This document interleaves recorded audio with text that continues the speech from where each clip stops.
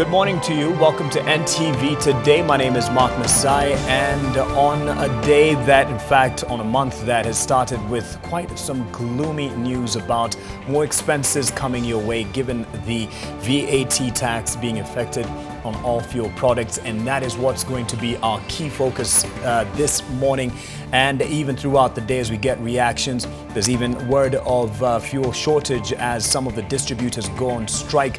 But first, let's start with what we can expect in Kisumu. I have Oko Kusa. He's standing by with some of the reactions from the streets of Kisumu, and we'll also have some reactions from Eldoret with Lois Wangoi, who has some analysts in studio to give us some perspective to this, if indeed there's any hope to having this pushed forward in terms of a further postponement. But every indication is that this is not going to happen because it's already been done twice before. That is a postponement, and with the heavy cloud of the IMF demands on the country, this will definitely be affected in terms of being able to raise revenue and pay back our debt, which we are really deep in as a country. So we'll have a focus on that. We'll also have a follow-up. In studio, we will have two panelists, one a representative of the Matatu Owners Association. He'll be coming in a moment, and also a social-political analyst to give us their perspective on things in what to expect as a nation. If we're giving you false hopes, indeed, by giving you stories of leaders talking about having convincing the president to assent to the finance bill, amendment to the finance bill 2018 that were effected last week but not signed by the president. That's why the VAT on the petroleum products started effectively on September 1st. As you well know, perhaps you have fueled since then, and the price has definitely gone high, and that has gone into other areas of your cost of living and expenditure, be it transport, and it will definitely get to the other household goods that you will be purchasing. So in a moment, we'll be able to join in with Oko Kusa. I believe we're trying to get that up and going. But another story that is on our radar is that the Taj Mahal might be demolished very soon, and any moment today, because the license, at least for them, has been revoked. I'm told now we're ready to talk to Oko Kusa, who's standing by on the streets of Kisumu.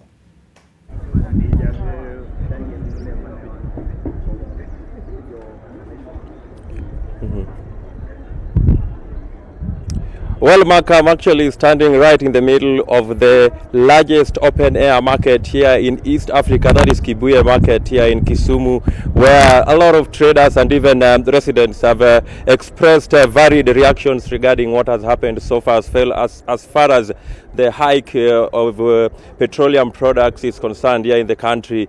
Remember that here in Kisumu, the effect has already begun being felt insidiously. We are talking of some border operators hiking their fares with the 10 shillings or 20 shillings. Some routes that initially will cost commuters 50 shillings now are being charged 70 shillings. And of course, even the passenger vehicles have also reviewed their rates upwards, and that has actually caused a lot of anxiety and among residents here in Kisumu. I'm joined right now by just a section of traders here at Kibuye Market who are going to share with us their experiences as far as the high cost of living in the country is concerned. Let's start with this gentleman here. Maybe you introduce yourself first and then you share with us. My name is Julius Okelum Sunde. I'm a trader in Kibuye Market. I'm a Kogelo cultural consultant. I'm chairman of Kibuye Council of Elders. So just tell us briefly, I mean, there has been that increase in petroleum products. How has it affected you? The increase in petroleum product is affecting in a way that all the items that we deal with will have to increase, and this will affect the common man in the ground. So far, what are some of these items that have had their prices reviewed upwards? For example, from this time, I'm from town. Town used to be 20 bob. Now it is 40 shillings from town to Kibuye, which means at least there's an increase of almost 50%. You said you're a trader here in Kibuye. I mean, what do you sell? I sell, I deal in furniture, scrap metals. I'm also, as I said earlier, as a councillor, well, as a cultural man, I also advise people on cultural matters. So how has this affected your business? This has affected my business in a way that now customers who used to buy things at 20,000 shillings will come and automatically increase. Therefore, these people will run away. At the end of the day, I will not get that money to feed my family. Why would you say, I mean, why are you saying that automatically you are going to increase your prices? Why? Because if there's an increase in petroleum product, automatically that one will flow down to the lowest level. That's why it will force me as a trader also to do as others do. Is it? I mean, are you doing it because others are doing it, or is it because where you're getting your raw materials? I'm doing it because the economy will dictate. Economy now dictates. The situation now dictates. It will force me just to do the way it is. Okay, fine. Let me take another gentleman, then we'll come back to you and you explain to us more about how this is going to affect you going forward. Just start by introducing yourself, sir. Yeah, I'm called Gordon Manuche. I'm a trader of this market. Yes, I'm doing business here in this market. Okay. Yes. So tell us briefly, I mean, how has the increase in petroleum products affected your life, both as a trader and even as a Kenyan? Yes.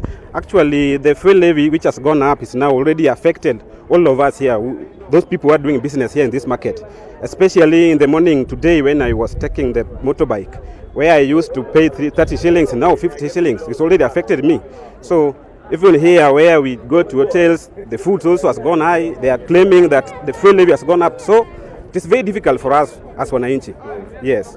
Going forward, what would you like the government to do? I mean, to ease this burden? Exactly what I can say now, it is I can only urge our president to come out, to save this nation, so that to send that bill which was passed to from the parliament, so that all Kenyans can live in a way that we can afford. Because right now we are really suffering. The transportation has gone high, the essential commodities also has gone high. So we are really appealing to our president. Let him come up to save the Kenyans. Yes. No, besides costs of commodities going up, what other effect, I mean, as a Kenyan, do you envisage is going to happen if these costs don't go down? Yeah, you know, like now we as the common wananchi, there are various areas where we are doing our businesses. So things are going to affect because like transportation, other goods which are going to come where those we are using also are going to up. So it's really going to affect us also. Okay. Yes. So in brief, as we move forward, what is your special appeal to the government? What would you like the government to do? Yeah, what I can say is that it is only the president to come up to assent that bill which was passed from the parliament so that he saved this nation. Yes. Okay. Thank you very much. Let me take another gentleman here. Please start by introducing yourself. My name is Maurice Odhiambo. I'm a trader here in Kibuye. I'm a carpenter. Okay. Yeah. Okay. You as a carpenter, yeah. I mean, tell us about timber costs. Have they been reviewed, or are they still buying the same rate? Since the government closed the forest, just look at me. Since the government closed the forest, it is becoming difficult to even buy a full timber. Inakuwa ngumu kununua hata mbao kwa sababu mbao iliongezeka double. Sasa futi moja tulikuwa tunauziwa 30 shilingi 30, sasa ni 60 bob. Sasa inakuwa ngumu kabisa. Sasa inabidi ukuwe na pesa nyingi ndio ufanye biashara. Inatakana ukuwe na pesa nyingi kabisa ndio ufanye biashara. Na hiyo inakuwa ngumu kwa sababu maisha pia inakuwa ngumu. Fuel tena tunasikia imeongezeka. Sasa sijui tutaenda wapi, na Kenya ni yetu. Sasa sijui parliament tusaidie sisi na rais pia tusaidie sisi. Hata Raila aongee na Uhuru vile walishikana mkono, washikane mkono kwa hii maneno, wasaidie nchi. Kwa sababu hii nchi sasa inakuwa ngumu. Idadi ya wateja imepunguka.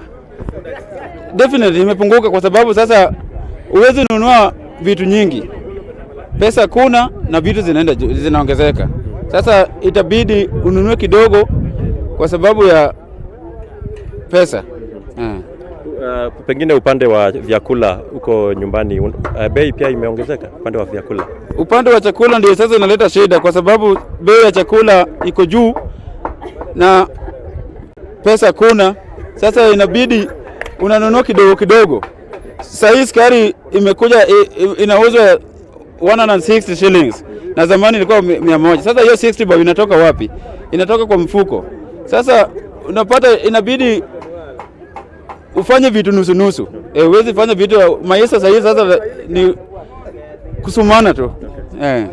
Sawa. Let's take one more person, a lady, Mark. Let's hear from one of the ladies here who applying their trades here at the Kibuye market, and just feel how this has affected as a Kenyan and also as a trader. Just start by introducing yourself. I'm Mary Okech. I'm a business lady in Kibuye. What's your business do you do here? I deal with M-Pesa. Sorry? M-Pesa and boutique. Yeah. Okay. How has your business been affected by the recent increment on petroleum products? Okay, everything has gone up. The prices of everything has gone up. So it has scared away most of the customers. They're not coming to the market. Yeah. Like for instance, we are talking of what percentage of a decrease in terms of your customers? Daily I used to serve around 100, but it has gone to around 80, around 20% decrease. Yeah. So how has that affected your personal life? Definitely I'm going to earn less compared to what I was earning initially. Yeah. Okay. Oh, fine then. Thanks a lot. Well, Mark, those are some of the views of traders here and even buyers and residents here in Kisumu, just sharing with us how the recent increment on petroleum products, the 16% value addition tax that was recently added on petroleum products has affected them. And of course, you've had there people talking about fares going up and even cost of food in the nearby hotels here going up. And that has actually made forced them to adjust their lives in certain ways. So we are actually the appeal here is to the president and even the opposition leader Raila Odinga to intervene and review or reverse that recently amended laws on Financial Act 2018. Mark, back to you. Oko Kusa, the story is the same here in Nairobi as well. Many people complaining about the increase of various costs now given the VAT affected on fuel products. And we'll be sampling some of those views, even crossing over to Eldoret in a moment. But away from this story on fuel prices and to that questionable development on what is now appearing to be a cover-up over the shooting of the former CEC, finance CEC of Garissa County, that is Idris Mukhtar. He was shot on August 20th. And since then, a lot has happened, and the twists in this story bring up many questions. David Mwai, who was one of the main co-accused, is said to have committed suicide while in police custody. And right now there's another accused person, Mohammed Aden, who has been arraigned earlier today at the Milimani courts. And Kevin Mutai is following up on that. What updates do we have?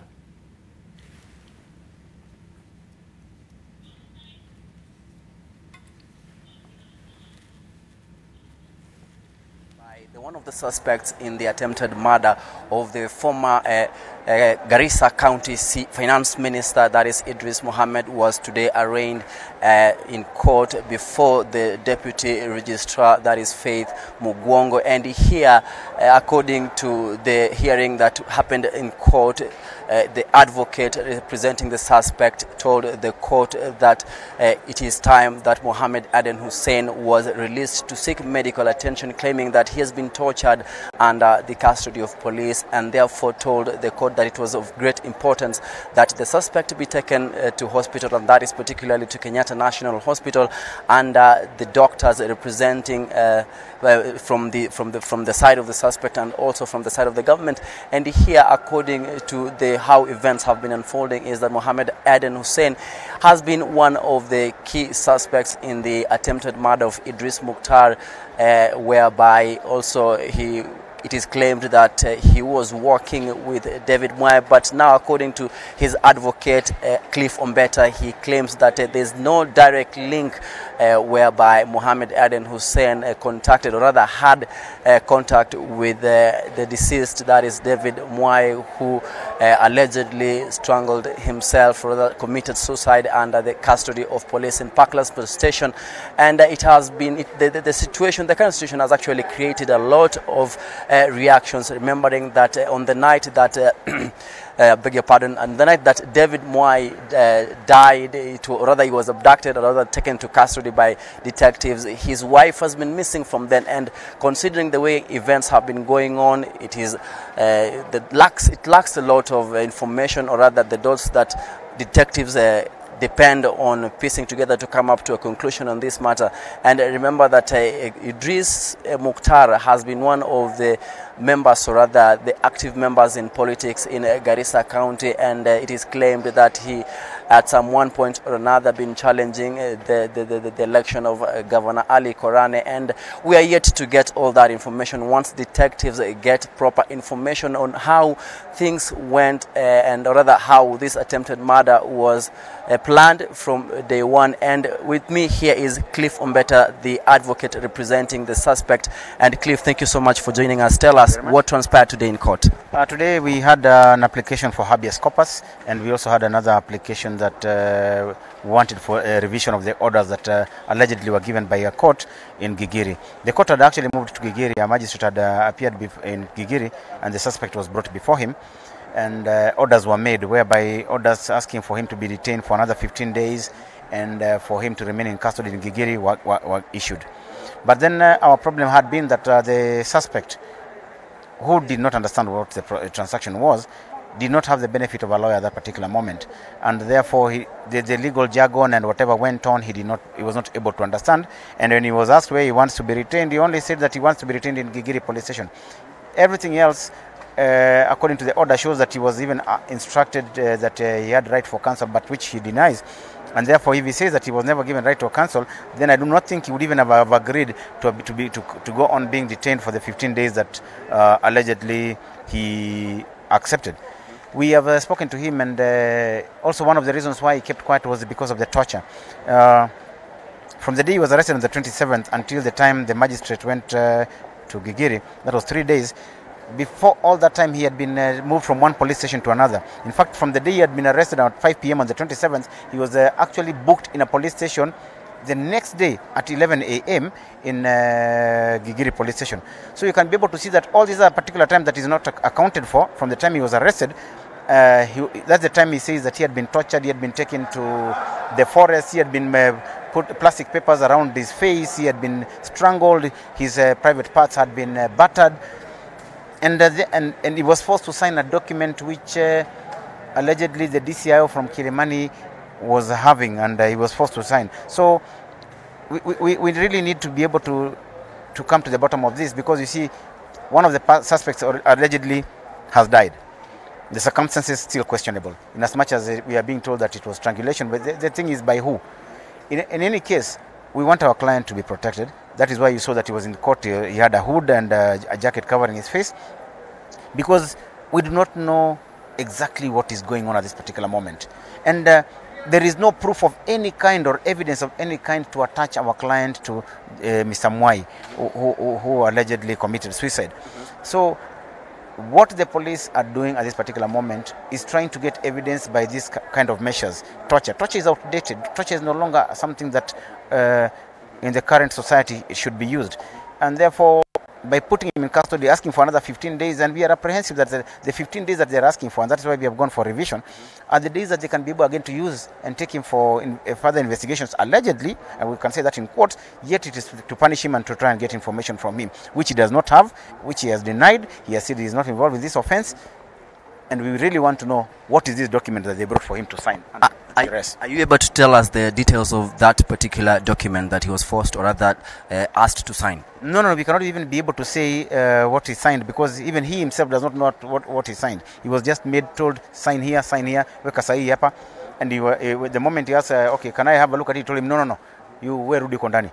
And then they went with the document. There are various concerns also that you issued raised during the proceeding at the court, asking the court that you want your client to be assured of his security. Was that given? Was that granted by the court? Yes, the court has actually been asked whether we want the accused person, the suspect, to be detained. We have agreed that Gigiri for the time being until we appear in court on the 6th. But we have also asked even the investigating officers to be round the clock with him throughout. We have also asked the OCS of Gigiri to ensure that anybody who wants to see him must be vetted. We must know who it is who wants to see him, if the accused person does not want to see him.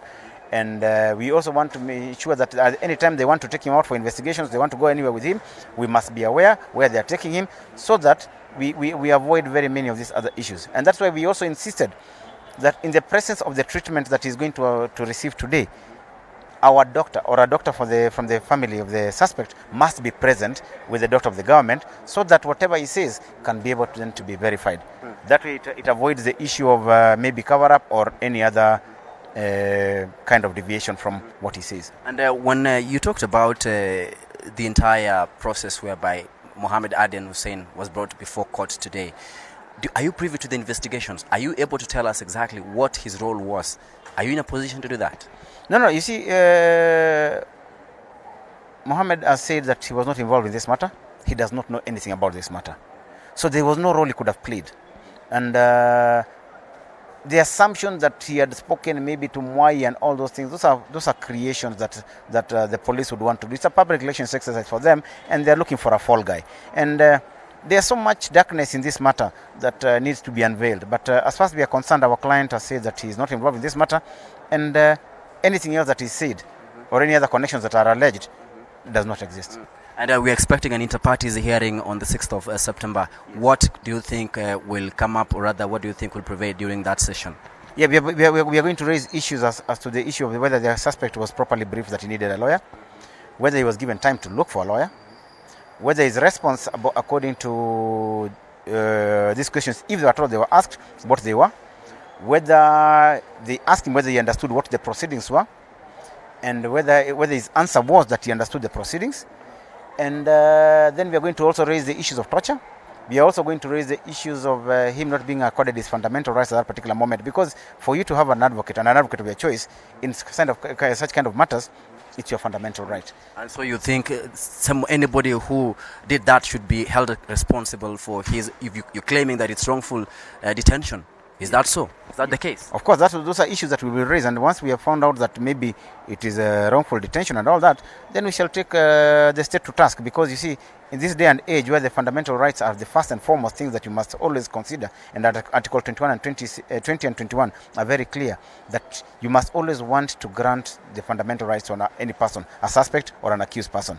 And Article 19 is very clear that these rights do not belong to the state, they belong to an individual. So for the state to try and manipulate, and so that the accused person, the suspect, does not have his rights visible, and for him to know what he can do, then it's actionable.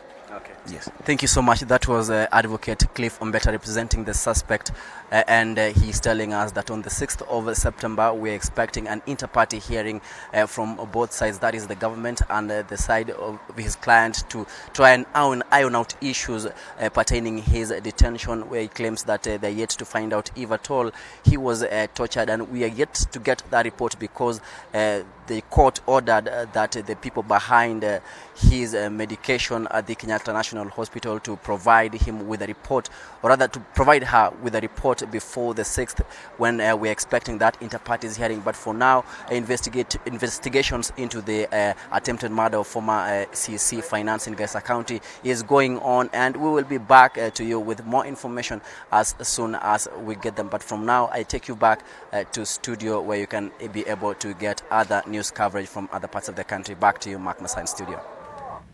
Kevin Mutai, thank you for that update. And yes, as we follow those twists in this mysterious story, we certainly hope that Idris Mukhtar, who is in hospital and receiving treatment, does recover well. Although the latest is that his situation hasn't quite improved, and he is still under observation in hospital, as he has a bullet lodged in his head.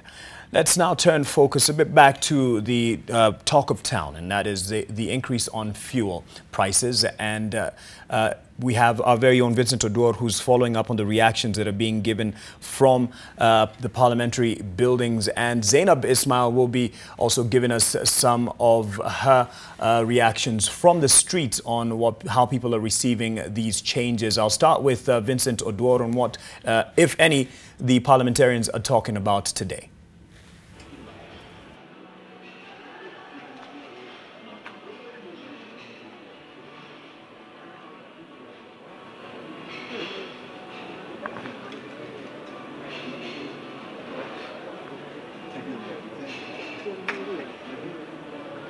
Absolutely, we are here, right here in Parliament, whereby the implementation of the 16% VAT on fuel products has really caused a lot of outrage among Kenyans, and Kenyans now have been looking up to members of Parliament to do something about it. Remember, Parliament had just passed the amendment bill on the finance bill to suspend the implementation of the 16% VAT on fuel for the next 2 years, to be implemented in 2020. But as we saw, Parliament went, right now they are on recess, and basically Treasury went ahead and implemented, making the prices of fuel to really go up, whereby now we know, a litre of petrol is going for 127 shillings, and this is going to have a trickle-down effect on many products, especially the consumable products from manufacturing and transport. And this is something that has really caused a lot of outrage among Kenyans. And today we had information that members of Parliament, a section of members of Parliament, were going to have some kamukunji to deliberate on the matter, and this is something that so far we haven't been able to confirm whether it is happening today or not today. But with me here today we have a Member of Parliament of Nandi Hills, Alfred Keter, just to tell us, Mheshimiwa, what is the way forward on this implementation on the 16% VAT on petroleum products? We are told that members of Parliament today, you are supposed to have a kamukunji on the matter. Has it happened? No, we agreed. We have a WhatsApp group where members are were making contributions. We have set a team of 20 members so that they can go through and scrutinize the whole issue in terms of the challenges that we are facing, even as a government, because we have to play both. We do finance and we do budgeting and appropriation in Parliament. We contribute towards financing. We make proposals on taxations and where not to tax and where to tax. We have put up a team of 20. We might proceed tomorrow with the Kamkunji, or if we feel it necessary, or if we will give a solution, because we expect the President to come before the end of this week, and we are hoping for the best. He might assent to the bill that we've given an extension of 2 years up to 2020. I think it's a matter of national concern that we need to really look, because it is affecting every Kenyan. It is trickling down to every product. It will affect the cost of living. In terms of goods, will be expensive. All the logistics, and in terms of transportation and movement of goods, manufacturing, there are those who use petroleum products or oil products to do manufacturing. It will also affect the cost of electricity, which is already high. So if you check the economy, it will be all-rounded in terms of the negative impact on every product, every part of our economy. So it is something that is concerning all of us as members of Parliament. There are those who feel that members of Parliament, where were you guys? This is an act that has been there from 2013. Why did you guys have to come at the last minute, a day before you guys went for recess to try and amend that bill? Is this the people accusing you of members of Parliament of hypocrisy? Where have you been? Why this late minute thing? This is a double-edged sword. We have challenges to do with inflation, where we have advisory comments from both IMF and World Bank, and then we want to see how to go about this thing, because it is cutting on both sides. When we don't tax, there are consequences. When we tax, there are consequences. We must face the reality now and say we need to really rethink and review and have. We do a lot of. We allow experts to give suggestions and way forward, because it is not it's a very complex matter. That you remember there were issues to do with opinions from IMF and World Bank, and now it was 2 years. It has been 2 years. We extended it to 2018 from 2016, and we are hoping we were to get a solution before 2018. Now it is 2018 with no solution. Now we are forced again to give another 2 years, a 2-year window, so that we can revisit all the legislations and also see what we can do to check on inflation. But the reality is that we are broke as a nation. That is the reality. We have no resources, and our economy is doing badly. We have borrowed so much loans. Most of the loans were either implemented wrongly. Some were done with a lot of corruption. There is a lot of tax evasion. Most people don't pay tax. The huge companies where we expect them to pay a lot. You remember we were doing, about a month ago, we were doing the sugar report, and the members of the Trade and Agriculture Committee realized that we were losing 56 billion only from the sugar importation for those who are doing tax evasion. Let me ask you, are there plans to impeach Treasury CS Henry Rotich still on, or what action are you guys going to take if no change is going to happen on the 16% VAT tax on fuel products? On the issue of CS Rotich impeachment, I think it was a matter that was raised by some members, which it is their opinion. But in my opinion and my view is that if you look around the circumstances that we are in and the consequences that we are in, we have to take responsibility as a leadership, all of us, including Parliament, because we are responsible for the laws.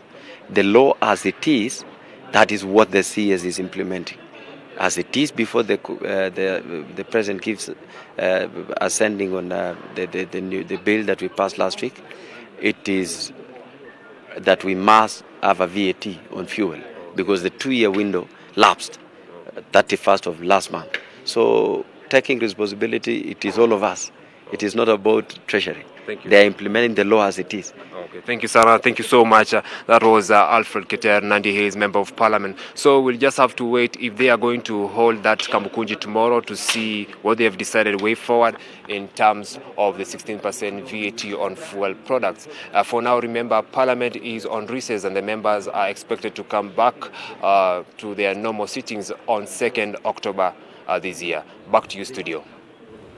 Vincent Odor, thank you for that. And certainly Kenyans will be hoping for a reversal of that, but we'll see whether reality will bring that hope to Kenyans, as Zainab Ismail has been talking to some and gets the reactions from Kawangware.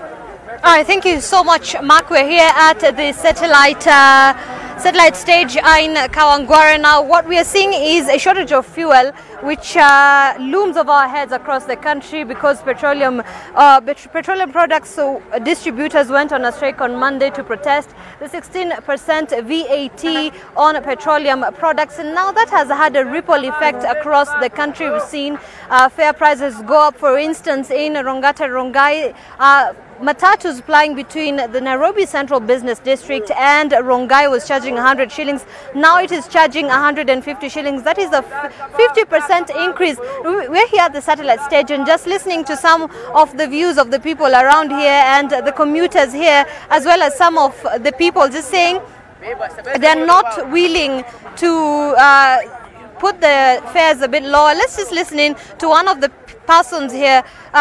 What is your take on the fuel increase by 16%? And we've seen that you've increased the prices by 50 shillings, others 30 shillings, others 20 shillings. What is the problem?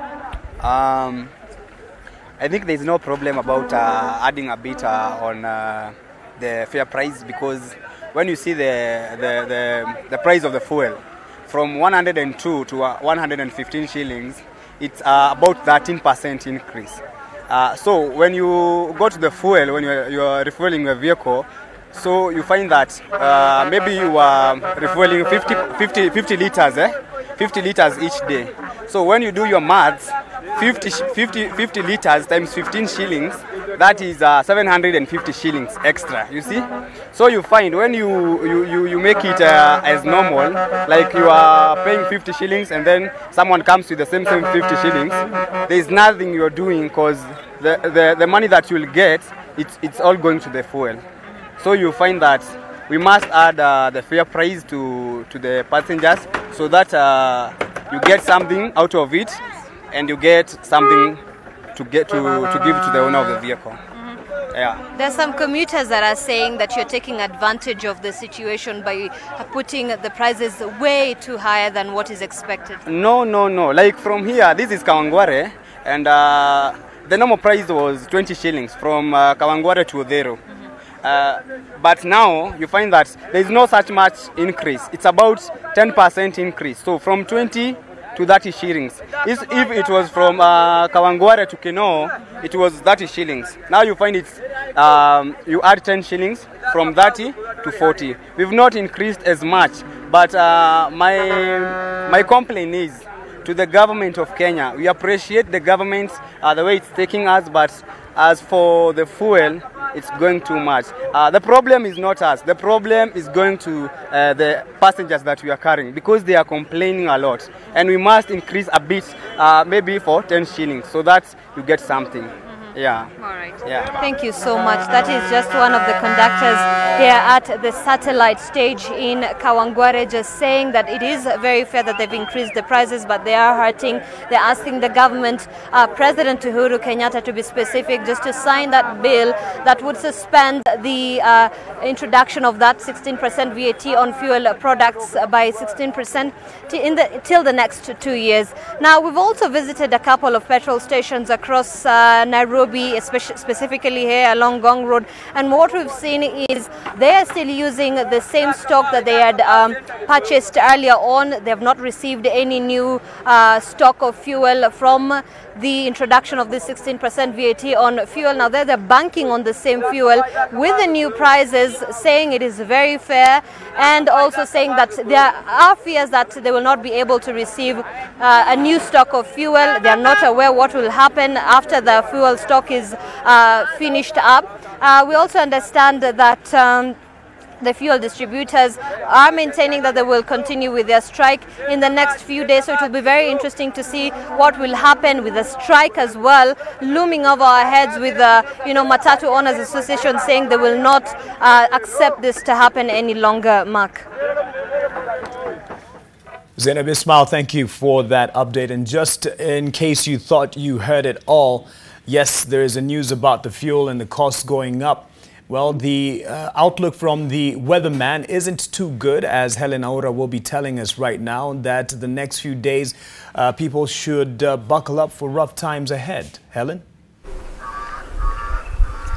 Well, we're here at the Kenya Meteorological Department, where we were given a brief about the ongoing October to December short rain period, and they informed us that this particular period the rain will be more than normal, because we should expect flooding in some parts of the country, Nairobi being one of the areas. We should expect flooding in Budalangi, some parts of Western Kenya, Nyanza, Central Kenya, Murang'a. We should expect heavy rainfall within the northern parts of Kenya, that's Turkana, Samburu, and they warn of a cholera outbreak. They also state that farmers may incur losses when it comes to their farm produce, as most of the roads would be wiped off by the rains, and most of their farm produce, or rather their crops in the farm, would actually be swept away by the water. Yes, thank you, Mark. Well, not the best news, especially now that we're talking about higher fuel costs. And you know what happens when there's a heavy downpour, there's traffic. And yes, the guess is as good as mine as to how Nairobians will be bracing themselves for the days to come. Thank you for that, Helen Oro. We'll be getting more highlights on what the Met Department says and how they are advising us to prepare for the days ahead. We'll be back now to the conversation on fuel, and I'll hand you over to our Eldoret studio, where Lois Wango is standing by with a panel that will give some perspective on now what we are facing, high fuel prices.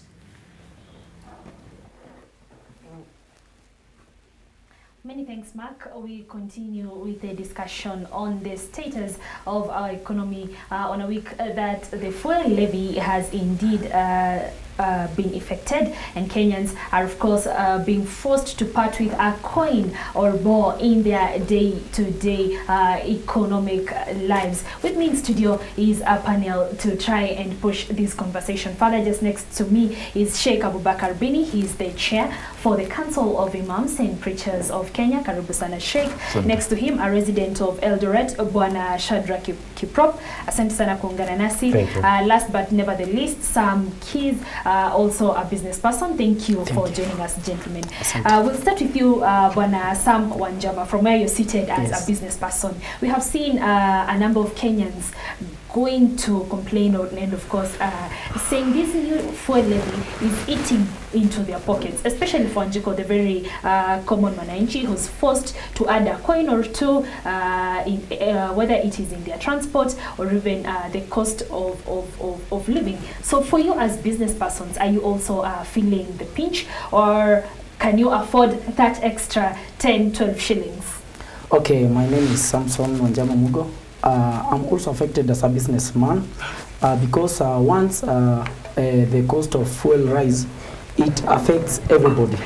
You cannot say that it affects the big people, or it affects everybody, because when fuel costs rise, starting from the common Mwananchi up to the people that you think they have money, no one has money that they set aside so that when the fuel costs rise, they will just go to that account to come and substitute. So I cannot say that it's not affecting everybody. It's affecting everybody so long as you're in Kenya. Thank you. So it cuts across. And I want to imagine it is eating into your profits, and especially in business where you want to have your profits intact as much as possible. Yeah, one, it's affecting our profit. One, I have trucks that I do transportation. So when you add 10 shilling per liter, and maybe in a day I use like 400 liters in a day, you see that is 2,000, of which when you calculate it per month, it comes even to 60,000. So this amount that it rises, it can pay even two employers or 3 employers. So it means it reduces our profit. Interesting. And we'll come to that conversation about scaling down for the business people and for them trying to look into ways of surviving. But in the meantime, Shadrack Kiprop, you're a resident who uses public transport means to get to work every morning and every day. You told me you live around KCC area. You used to use between 30 shillings to ton, but today you paid 50 shillings. That's an extra 20 shillings into your budget. Now, this is really affecting commuters who are using public vehicles.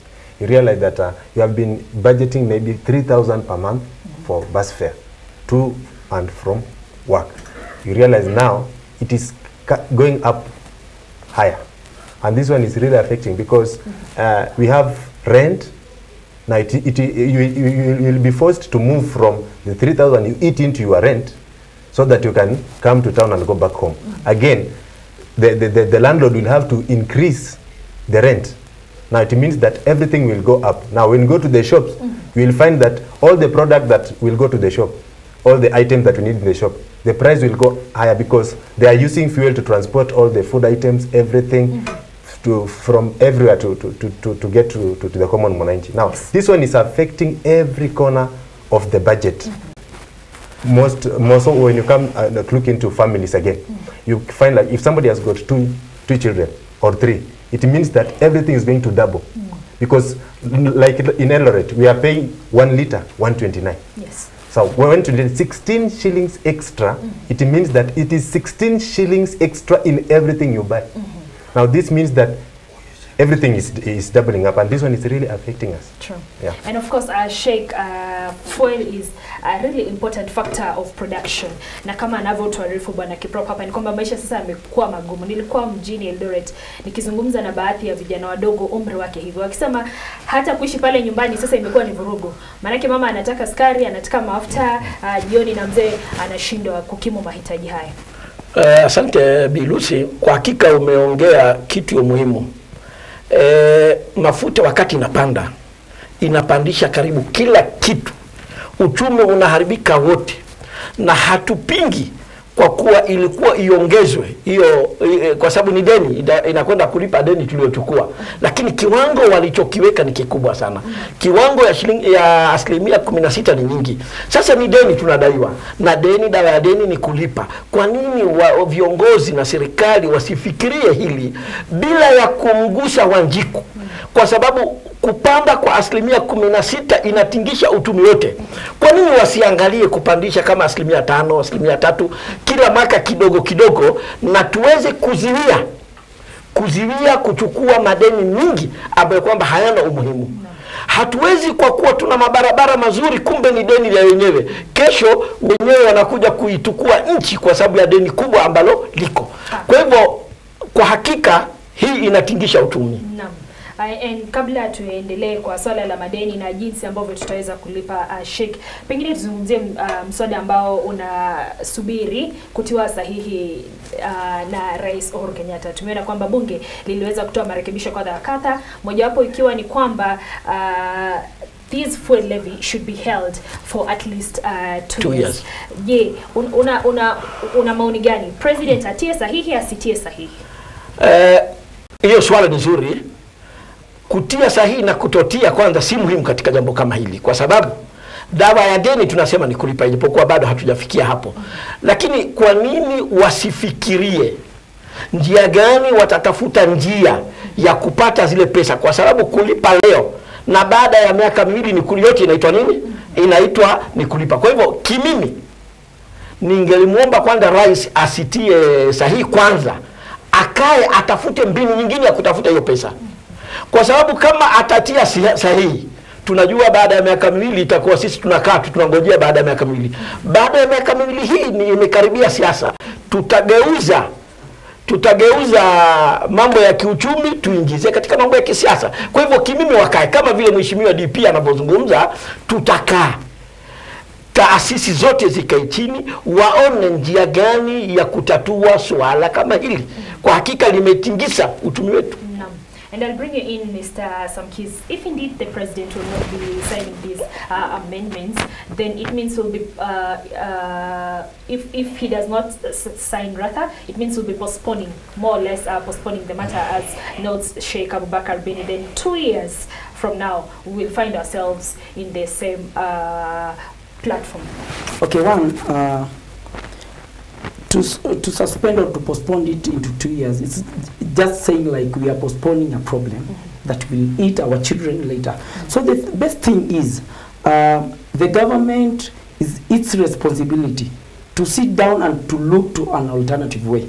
You see, to say that you will suspend or postpone it to 2 years, it's the same problem that it was supposed to be solved now. Then it means when that 2 years comes, you will still face the same problem. So I think it's up for our leaders, our president, to sit down and the government to see the alternative way to find the solution. Now it's not that that we are not saying that 2 years we will wait. Just 2 years, just some few months to come. So I think the best thing is to look for a good solution once and for all. Do you think Parliament failed us? The way Parliament is doing, as my friend has said, to postpone it to 2 years. Now what the Parliament is doing is just suspending the same problem.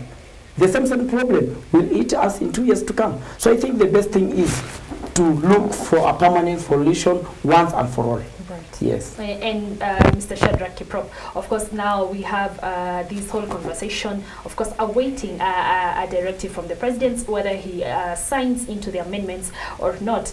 But even as Wanjiku continues to follow through the conversation, fact is, the fuel levy has already been effected. Is Wanjiku interested anymore in whether the president assents to it or not, or are they looking for ways to survive the harsh economic times? First of all, what I should say, Kenyans are really crying. Even now, Wanjiku wants the price to go down as we talk, because people are stranded everywhere. For somebody to get food for their children is really a problem now, because you have to do an extra budget, very keen in your budget. If you miss something in your budget, now you fail the whole family. So Wanjiku is really crying wherever they are. They need the prices to go down. Again, when you talk about the issue of the president signing the effect of the fuel levy. Now, this is even if the president is going to sign or not, the issue is there must be a mechanism on what to be done before the 2 years elapses. Right. And I want to come back to you, Sheikh Abu Bakar Bini. Tunaona kwamba wabunge wametoa maoni tofauti wakisema kwamba rais asiweze kutia sahihi marekebisho ambayo waliweka katika miswada hii. Lakini tunajua kwamba wakati ambapo waziri Rotich aliweza kuleta mabadiliko haya katika bunge, walikuwa kimya tu na wanaonekana kana kwamba wameanza kutoa maoni yao pindi tu wa Kenya walivyoanza kulalamika. Je, wanafanya siasa na swala hili ama kwa kweli wanataka kutetea haki za Wakenya? Kwa hakika swala zuri. Wanasiasa wetu kila kitu wanaweka siasa ndani yake. Umeeleza vizuri. Hili jambo halikuanza jana wala juzi. Ni jambo ambalo wabunge wenyewe walijua wakati wanapitisha budget. Kama hii kitu ikifika tarehe fulani itaongezwa. Sasa hivi wanafanya siasa. Ukweli wangalikaa chini. Wakati huo pendekezo lilipotolewa namna gani watalitatua swala hili. Na swala hili kusema la ukweli halimuathiri tajiri. Japokuwa hapa niko na wafanyabiashara. Mfanyabiashara kama yeye atanunua mafuta kwa bei fulani, ataongeza ile mzigo, ataongeza transport. Kwa inayomuumiza ni yule mwanjiku, mtu wa chini. Kwa hivyo wabunge wasizungumze siasa, wazungumze ukweli wa mambo na fikra zao, waondoshe mambo ya vyama, waweke fikra yao namna gani swala hili. Nchi yetu ni tajiri. Wacha nikueleze kusema kweli, Mungu ameibariki. Lao kungelikuwa viongozi wana nia mzuri kutaka kuiweka nchi yetu iwe mahala pazuri, basi nchi ingelikuwa mzuri. Lakini wabunge wanacheza siasa. Ni jambo ambalo walikuwa wanalijua na wangalikuwa wamelirakibisha kabla Wanjiku hajapiga mayowe. Mr. Samuel Jaman, yes. Sheikh Bakar Bini here says the business community really may not feel the pinch because you will factor in the costs and ultimately it is Wanjiku who will bear the burden. And probably this is the reason why we don't see yourselves, the business community, really coming out and to also air your concerns into the increased fuel levy. And so we will see Wanjiku coming out in very strong voices. We will see parliamentarians, whether they are coming in out of political concerns or not. But the business community, more or less, you guys seem a bit relaxed about it. Is it because you will still factor in? So whether it is increased by 30 Kenya shillings or even 50, you will still factor it in the cost of production to take care of your interests, quote unquote, your profits. Okay, one, as much as I will add that margin that has been added on fuel, as much as I will add it to my goods so that I get that profit, but at the same time it's affecting me in this sense. Suppose me I transport sand. Suppose I sell a truck of sand at 5,000. It means when I add that 2,000 that I was added from fuel to 37, then it means I will have less clients, I will have less customers. Because when you add that 2,000, as much as my clients will compensate me, but you see it's reducing on my profit. Because maybe if I'm supposed to sell like 10 trucks in a week, I'll sell 5. Now, as much as I'll put this cost to the client, but at the same time my business is going down, my profits are moving down, so it means it's also affecting us. Yes. All right. Mr. Kiprop, I want you to take us to a typical day in the eyes of Wanjiku. This is a person who has gone maybe to a construction site and they earn about 500 or even 400 or even 600 Kenyan shillings. How do they budget for the day? If you could take us through that, just to put into perspective how Wanjiku is really trying to fit in the country's economic times. First of all, Wanjiku now sells Githeri in a construction site. And let us take it in a simple example. He's selling one chapati at 10 shillings. Right. A cup of porridge at 15. Now, when the item goes higher in the shop, the prices goes higher because of the fuel. Now, she'll have to reduce the size of the chapati and reduce the thickness of the uji. Right. This is because so that he gets that the profit that she requires, so that she achieves the target. Now, when so she's not going to increase the price of the chapati. She's going to reduce the quantity. The quantity. Okay. To reduce. Now, this means that the workers who are working at the construction site will have to buy at the same price, but the quantity will go down. Now this one will reduce how they perform, because if they don't get good enough food, they will not give good services. This means that now it will affect now the contractor, because the contractor knows the target for the day for the workers. Yes. Now, because the workers have not fed on very well, it means that the contractor will not meet the target. Now, the person who has contracted that job will take longer to finish the work. This means that so it strains the whole thing. It strains the whole process. That means that if the contractor will have to use 1 month to finish a particular job, it means that it will go to 1.5. It means that the owner of the building will have to pay more, so that the job is done during the period that he or she needed. So it means that the burden now goes back to the owner of the building. Are you getting that? I'm getting now, come now to the other. Those people that are transporting, like my friend has said, they are transporting, it has gone 35,000 per truck. It has gone to 37. It means that the building now will use less sand, and this one will take a risk to the contractor, because you need the same profit. Now you'll do a shoddy work, because the products or the resources that you need, the materials are very expensive. So this one affect the whole process. Yes. Sheikh, ametupa mfano mzuri sana Bwana Kiprop. Una maoni yapi tukimalizia? Anasema Wanjiku pale itabidi chapati apunguze kiwango, uji vile vile. Lakini akatupa mfano ambao ni wa maana sana, akisema kwamba naye yule ambaye anayejenga atapunguza simiti. Na maisha pale tunahatarisha pia. Ndio. Kwa hakika ndivyo vile nilivyosema, nisema mara nyingi mfanyabiashara, hata yule mfanyabiashara mdogo wa chapati na uji, vile alivyotoa mfano, atatafuta mbinu yeye apate faida yake. Sasa nani anayeumia? Ni Wanjiku. Lakini wacha nizungumze pointi moja mzuri hapa. Kwa hakika Wakenya wana uvumilivu sana. Wakenya ni watu ambao kwamba wanavumilia na ni watulivu na ni wapenda amani. Lakini kuna nchi duniani ikiongezwa mkate shilingi moja, watu wanaenda kupiga, nimesahau ni nchi gani, wanaenda kupiga kukaa bungeni kutaka kuwatoa bunge wote na shilingi moja. Tukumbuke 2011 kule Tunisia. Matokeo yatoka Tunisia mpaka rais akaondoshwa. Ni mambo ya nyanya na maembe. Ni mahaukas tu, kitu kidogo tu, maembe yamepanda juu, ikafanya nchi iondoke, kwa sababu ya embe lilikuwa likinunuliwa shilingi 10, leo shilingi 11. Shilingi moja tu ilifanya ibadilisha nchi. Kwa hivyo wacha nimalizie kidogo tu hapo. Kwa hivyo Wanjiku ni muhimu aangaliwe. Wanjiku akichoka, ni ile mfano wanatoa wanasiasa, punda akichoka kutakuwa na shida nchi, na hatuombe ifike hapo. Ni serikali iangalie namna gani itamuokoa huyu Wanjiku. Asante. Thank you very much, gentlemen. Definitely a conversation that NTV will continue to look into.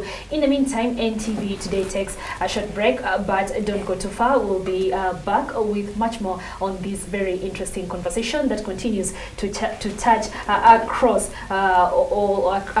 all wananchis here in the country. For now, NTV Today takes a short break. Kutoka Baringo kutoka Eldama Ravine mpaka hapa nimekuwa nikitumia shilingi 350. Leo hii nimetumia shilingi 450 mpaka hapa. Hiyo ni shilingi 100 juu. Na bado naelekea Kapenguria, sijui sasa hata itakuwa ni shilingi ngapi. Mimi chenye najua hapo katikati ya barabara nitakuwa namalizia kwingine kwa mguu. Sasa tunaambia serikali ipunguze bei ya mafuta sasa hivi. Mpaka saa hizi hata kubeba customer kutoka hapa mpaka referral ukiambia shilingi 100 anaruka. Uchumi imeenda juu zaidi. Tunaomba uchumi irudishwe chini, mafuta ishuke hadi shilingi 98 vile ilikuwa. Kwa saa hizi wananchi wanaumia. Hawachakubali. Ati hapo umefanya nini? Nimeumiza na abiria. Explain hapa. Hapa niliumiza jana na abiria. Ilikuwaje? Sasa ile kusema gari ni pay fulani, ni 30 bob. Kutoka 20 kuelekea 30. Ikakuwa ni kama mfurugano, kufutana kidogo ndani ya gari. Wengine wakaanza, unajua abiria wanajisupport. Mimi hakuna mwenye ananifeva, hasa ndika ikatokea hiyo. Kama hii mambo yenye imesemekana mafuta iko hapa Lodwa ndio ilifanya mafuta ikaongezeka ama namna gani? Mimi ningeomba serikali ya Jubilee ama ningeomba upande wa kiongozi wetu Raila Odinga. Anakuanga mtetezi wetu sana, ni mpinzani. Saizi amenyamana nchi ambayo nilikuwa na pepa na shilingi 50. Mali ambapo alikuwa na shilingi 50, nimepandisha ni shilingi 80 ama ni 100. Sasa nimeanza kukosa wateja, ni kwa sababu huyo mteja mwenye nilikuwa na beba aendi tena, anatumia miguu. Ambapo sasa huyu mwananchi anaumia sana kwa sababu maisha pesa yenye amekuwa nayo, kazi yenye alikuwa ameachiriwa ni ile tu, achaongezewe yeye mshahara. Kwa maana wakati tunaongeza mafuta, hatuongezi mafuta peke yake. Kwa kila kitu ambao kiko nchini kinaongezeka bei. Kwa maana mafuta ndio transport, maana mafuta ndio kila kitu, chakula yote lazima ipande. Maana uchukuzi, wala watu ambao wanabeba mzigo lazima waongeze katika kubeba mzigo yao. Na wakati inapobebwa ikiongezwa, inaongezwa mpaka chakula ya mwananchi wa kawaida. Mafuta imepanda sana, hata wenyewe pesa walikuwa wanapata hawapati, saa hii pesa ni kidogo. Hata sisi tunaogopa kazi tutafanya namna gani? So mafuta imepanda sana. Serikali jaribu kuangalia vitu ya muhimu imeanza kupanda, sisi wananchi tunaumia, watu ya chini.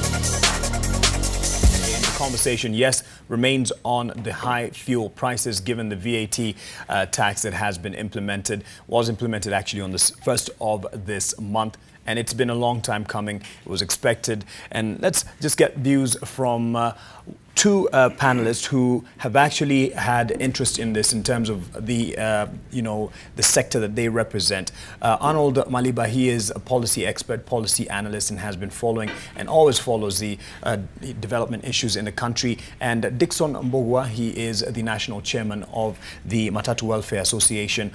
Definitely people you'd want to hear their views, especially now, given the changes. I'll start with you, Arnold. Given how it played out, on Thursday, there was an attempt to, pass an amendment on the finance bill, and then expecting to have it signed on Friday. But then the president heads to China, and now we're where we are because Saturday the new prices were effected.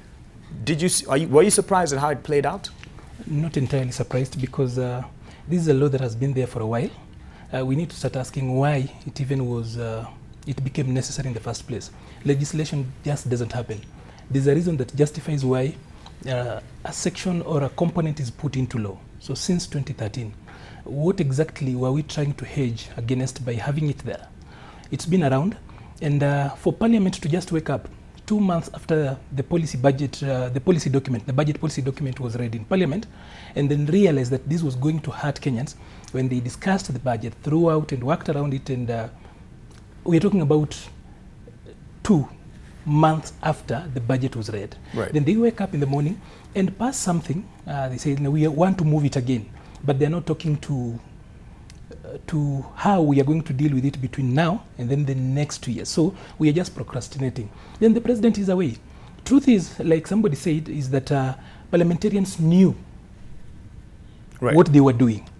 And trying to pass a bill in the House to change while it was too late was actually to hoodwinkers. Parliament has got the advantage of having researchers, but there our parliament is well supported in the region. They've got one of the best parliamentary support infrastructure. Right. So it's impossible that these guys didn't know while they were passing the initial document. So they've come around, and probably it's time we accepted that they knew this was happening. They're only joining us to cry, and what they're crying is actually crocodile tears. So the way it's rolled out, and there's a reason why the president is not even in a rush to sign it. This thing hasn't just found us all of a sudden, because Rotich all through knew that even as they tried to do that this was going to be affected. The other side, you also need to look at what is happening in the market. When we talk about taxes being reduced, normally business people would say, wait until we finish the stock we have, or what we have in stock. But immediately we have got a new law that increases.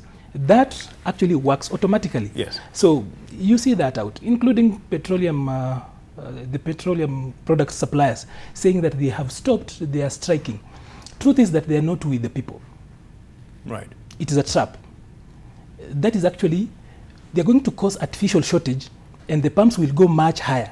Yes. Because once they are not supplying, there's going to be shortage. Okay. That actually has been created. Let me hold you on that point, because first I wanted to get your response on how you've followed the developments on this issue, and clearly it seems to be having just been an act, playing to the gallery to show people that they were trying to effect an amendment to this bill, and knowing very well they were just about to get into recess and the president was heading out. So we are where we are right now in terms of the higher fuel prices. I just want to get the position of Bona Dickson Mbogwa.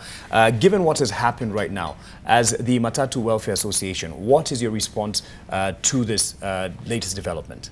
Thank you very much. Now, the first thing that has really disturbed us and has made us to react the way we have reacted by increasing the fares.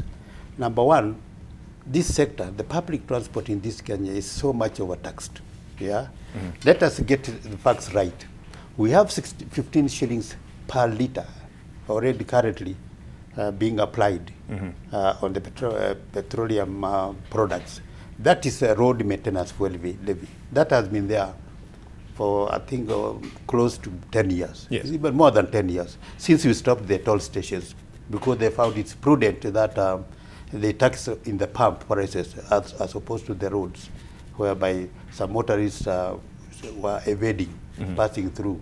And bear in mind also, not all roads were being tolled. Now, number two, let's come back to the taxation. 15 shillings per litre road maintenance fuel. Yeah, and that one is meant really for the maintenance of the road, refurbishing, developing, and what have you. I have been in Nikura as a board member for 6 years, I know that. Now, the other thing, of course, we have, particularly the PSV, we have advanced income tax, which is 720 shillings per seat. The higher the capacity, the more money you pay, the more tax you pay, right? And then you have the seasonal tickets all over the counties. Every county charges parking fee. Yes. Which sometimes is known with the other name, seasonal ticket. In Nairobi, we take an average of a 33-seater, which pays 5,300 per month. Yes. The higher the higher the capacity of they it, higher the pay more. The fee. Right. Yes, and then of course we have the road service license, colloquially known as TLB. Yes, and then plus the other, I would want to say, behind the scene taxation, the police corpus and that's corruption. The unofficial one. Unofficial one. So it is perhaps us, because that is a lot of money that we pay. Right. Yeah, to the government. Now, our suggestion is that if they want to increase the 16% VAT to the petroleum product, because this would affect all the sectors, it's going to really be negative as far as the economy is concerned. Yes. Everyone will feel it. You have already seen people demonstrating in Nakuru and other areas. Okay? Now, let them withdraw the 15 shillings per litre for road maintenance fuel levy and then introduce the 16% fuel. You cannot double tax. All right. Yeah. But someone might say you automatically, or you have actually automatically increased the price of, what you charge the people that you transport in different parts of the country. So that really covers the extra cost that you'd have in this fuel. Yeah, it does. But to whom are you increasing that to? Wanjiko? Wanjiko is already trodden down. Yeah, and even the working class, they have not had a pay rise for more than 2 decades. Yes. You see, they are really hard hit.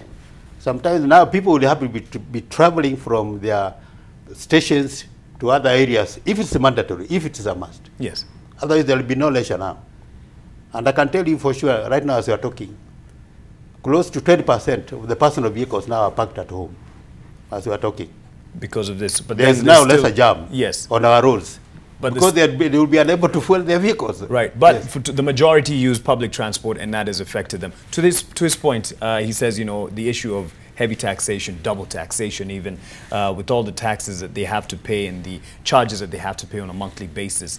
Would you think it would even in any way be imaginable to have that road maintenance levy being, substituted by this 16%? Well, I would really love that logic, because then every other person would say, well, government can actually affect the 16% VAT on fuel and then do away with pay as you earn, for example. Because that applies across everyone.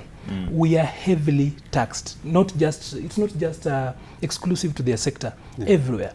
But you need to look at your payslip and just see how seriously. But then sometimes you realize that for every 10 shillings you earn, 3 is actually taken away. Yes. If you just walk away. Like, for example, anyone who earns 100,000 goes home with about 70,000 shillings. If you get 80, you go home with 61. See that difference? Anyone getting 140,000 gets 100. So 38,000 shillings goes away. Everybody is heavily taxed. But we need to look at VAT. And by the way, when they add the price, they actually justify it. That is the logic behind VAT. That's why we abandoned the sale tax in 1990 that had been in effect since 1973 to take up on this.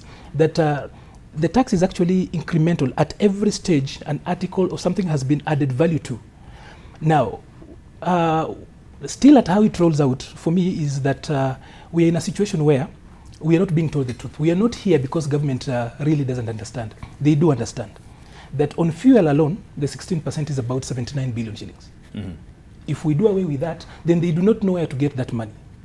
The whole amendment, as done by on Thursday, whatever they played around with in Parliament, is about 200 billion shillings. It will put a hole of 200 billion shillings. So when you see government really pulling their leg around these issues and dragging their feet, it simply means that it's much bigger. Yes. The challenge is much bigger. And fuel is the easiest way to get money. You know, VAT was introduced because income tax for some people, there are a few guys who will run away because probably their income was way too low. So VAT ensured that everybody pays tax. Yes. Apart from income tax, that a little bit some people who earn higher would get much more. Because not so many people are into custom and the other types of taxes. So that is where the government gets us and skins us dry. So, and this is definite. Then it goes to say in a way then that we can't escape this. We are not going to escape it because I'm very sure where the president is, he's asking himself, if I do away with the fuel levy, for example, the 16%, where do I get 79 billion shillings to plug into the budget? If we effect the whole changes they've made, the finance bill 2018 has changed, it's almost 200 billion shillings. So where is he going to get that money? What they do not tell us is that they have not even spent the money we have had in the past better. You know, he's spoken about corruption. Yes. So we are overtaxed and we still within the formal channels, and behind the scenes we are still overtaxed through other. So corruption in itself is another economy. And by that it's important that we talk about these things boldly. Yes. In George Orwell's Animal Farm, as the book comes to an end, it talks about the creatures that were outside looked from man to pig and pig to man and man to pig again, and it was already difficult to tell which is which. And I'll give you this example. We talk about a government being broke, right? A government that is broke, if you have hired a herdsman and then your sheep goes missing, yet that herdsman is seen in his village moving around with roast goat meat giving out, you are justified to think that that herdsman is the one who went away with your goat. We are struggling here and we see politicians walking with money in bags, as in there is no difference between Kafura and somebody who was carrying money in the bag the other day, as in there is no difference between man and pig. Right. So that is where we are. So we are in a fix. The government is in a fix. They can't give us a reprieve because they're also looking for a reprieve for themselves. The government can't function. There are two ways of dealing with this. Number one is what they have done. Number two would be, can we cut down government expenditure? It's the same effect that we will end up with, but with lesser pain. Okay. Just before we get to the solutions or alternatives that we can look at to get out of the debt hole that we find ourselves in, or even look at other avenues of revenue, Bwana Dickson Bugwa, then it seems, all signs are that perhaps the president doesn't have a choice in terms of he can't quite reverse this. We'll go on with the effecting this 16% VAT. From your industry, what can Kenyans expect from you? In all honesty? First of all, before I give you perspective from the industry, what do Kenyans can expect from us? The taxable people, the bracket, has the government really expanded that? We have so many areas that people are not paying tax. Look at, for example, the real estate, the building. Yeah, 3 years down the line, they came up that those who own properties should be able to file taxes, and there was a rush for that. But has it been sustained? Has it been expanded to others? We see some many estates now coming up all over, not only in Nairobi. You go to other major urban centers, Nakuru, Mombasa, and property buildings really coming up. Yes. Purely either for sale or for rentals. Yes. And for rentals, there are many properties coming up for rental, either flats or what you call a single building, follow down and what have you. They need to really extend their taxes to those areas so that at least they're able to get more taxes. Because if you confine the 16% to the petroleum products, now in itself you are now hitting wananchi who are working day and night really to fend for their families, to put food on the table. Now they will not be able. Right now, as we are talking, many cities now have adapted to 1 meal per day. That's only supper.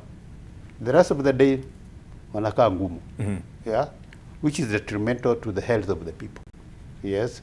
Now, coming to our industry, we have no option other than increasing our fares, because where else are we supposedly to cushion that kind of increment? Yes. Yeah, and unless we do what we have done now, increasing the 20 shillings within the town services, whether in Nairobi, whether Nakuru, whether Kisumu or Mombasa, and the long distance 20%.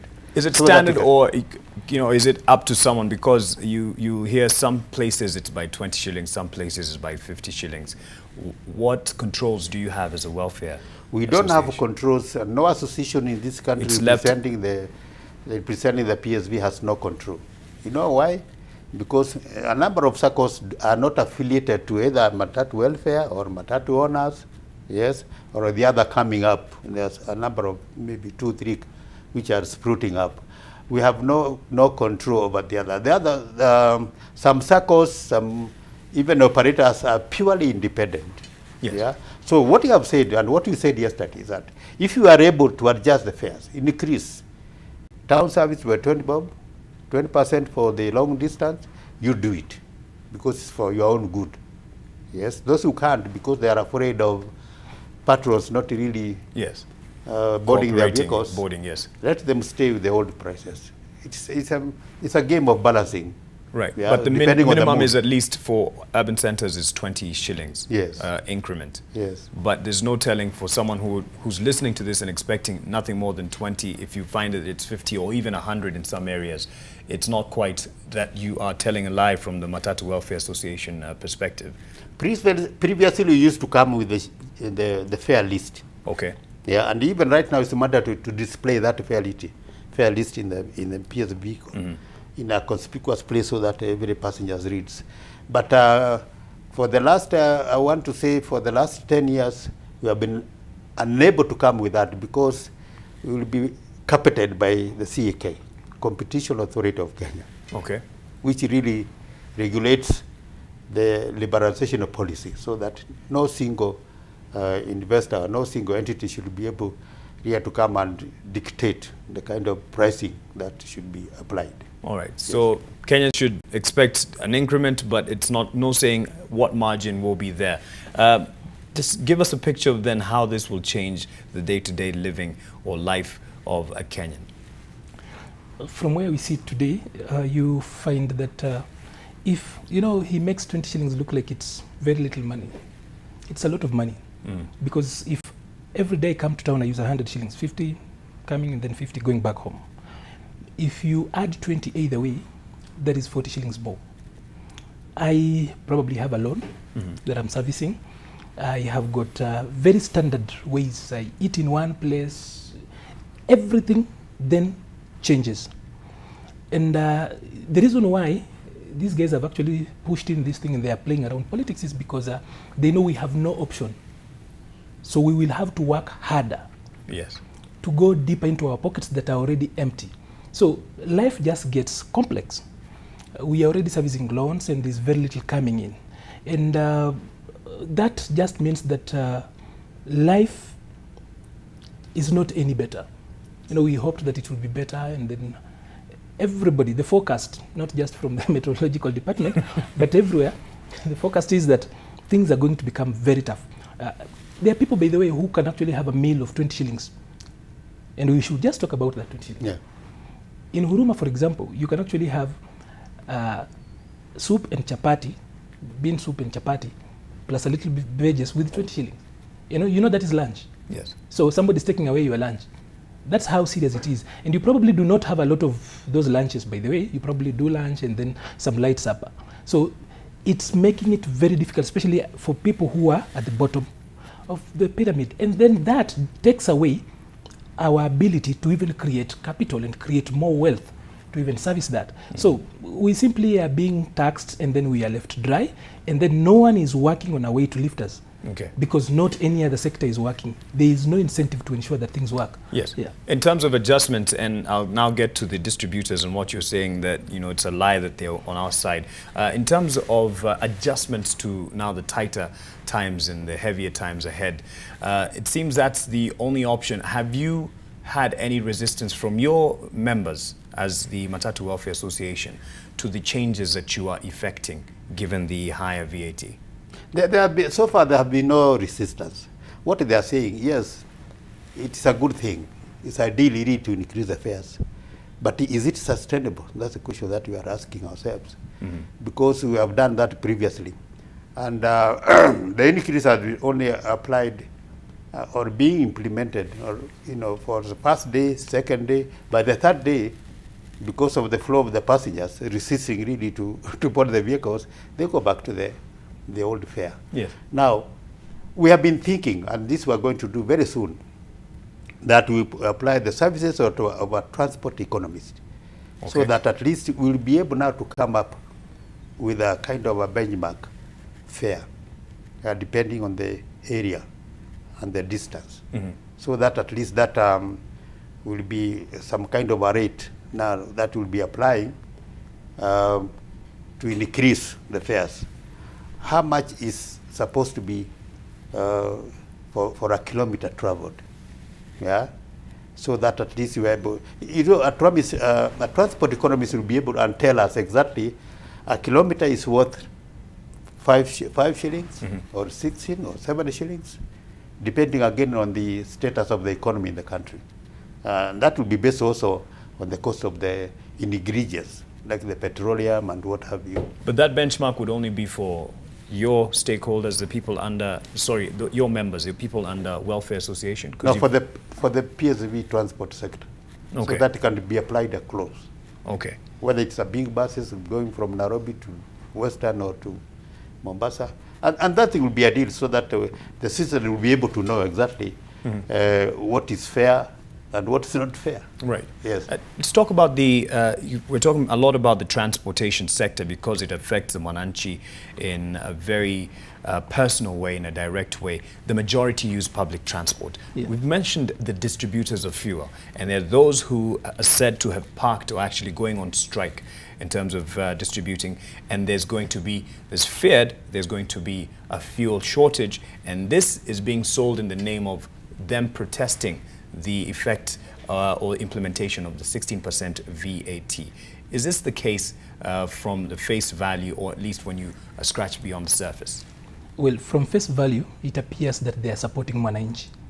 But technically, if you look at the technical end of it, is that refusing to supply fuel, when as much as people are making noise, they are still buying, the matatus are still on the road, they still fairly, you know it's end month, so there's still fairly a number of cars that spend home a lot of time, actually on the road to a large extent. But if the fuel suppliers are withholding supply, there's going to be shortage. And when there is shortage, regulations and laws and control count for nothing.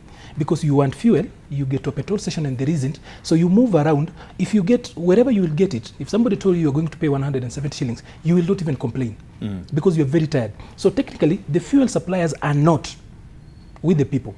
It's a trap. It's actually a scam. They want to corner us. They've actually, now we are cornered. Government has actually brought us to the wall, and now suppliers have actually seen also another angle from which they can actually attack us and get their fair share of the pound from this very emaciated game that is Mwananchi. So that there's literally the rationale of them withholding supply. Yes.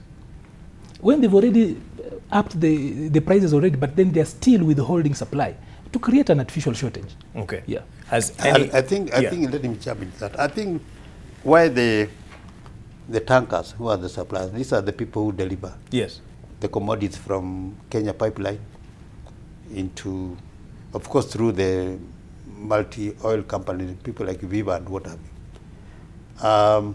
I think what they are protesting is really the cost of the transportation of the fuel from the depot, Kenya pipeline, into the retailers. But that exacerbates the situation. Yes. And again, in this country, things don't just happen.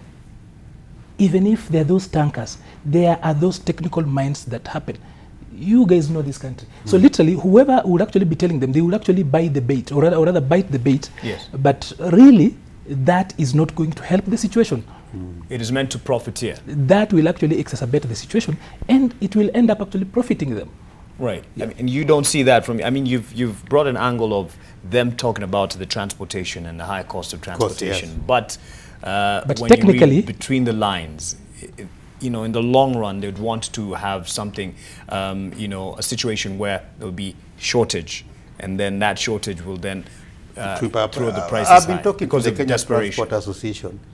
The the chairman and the secretary.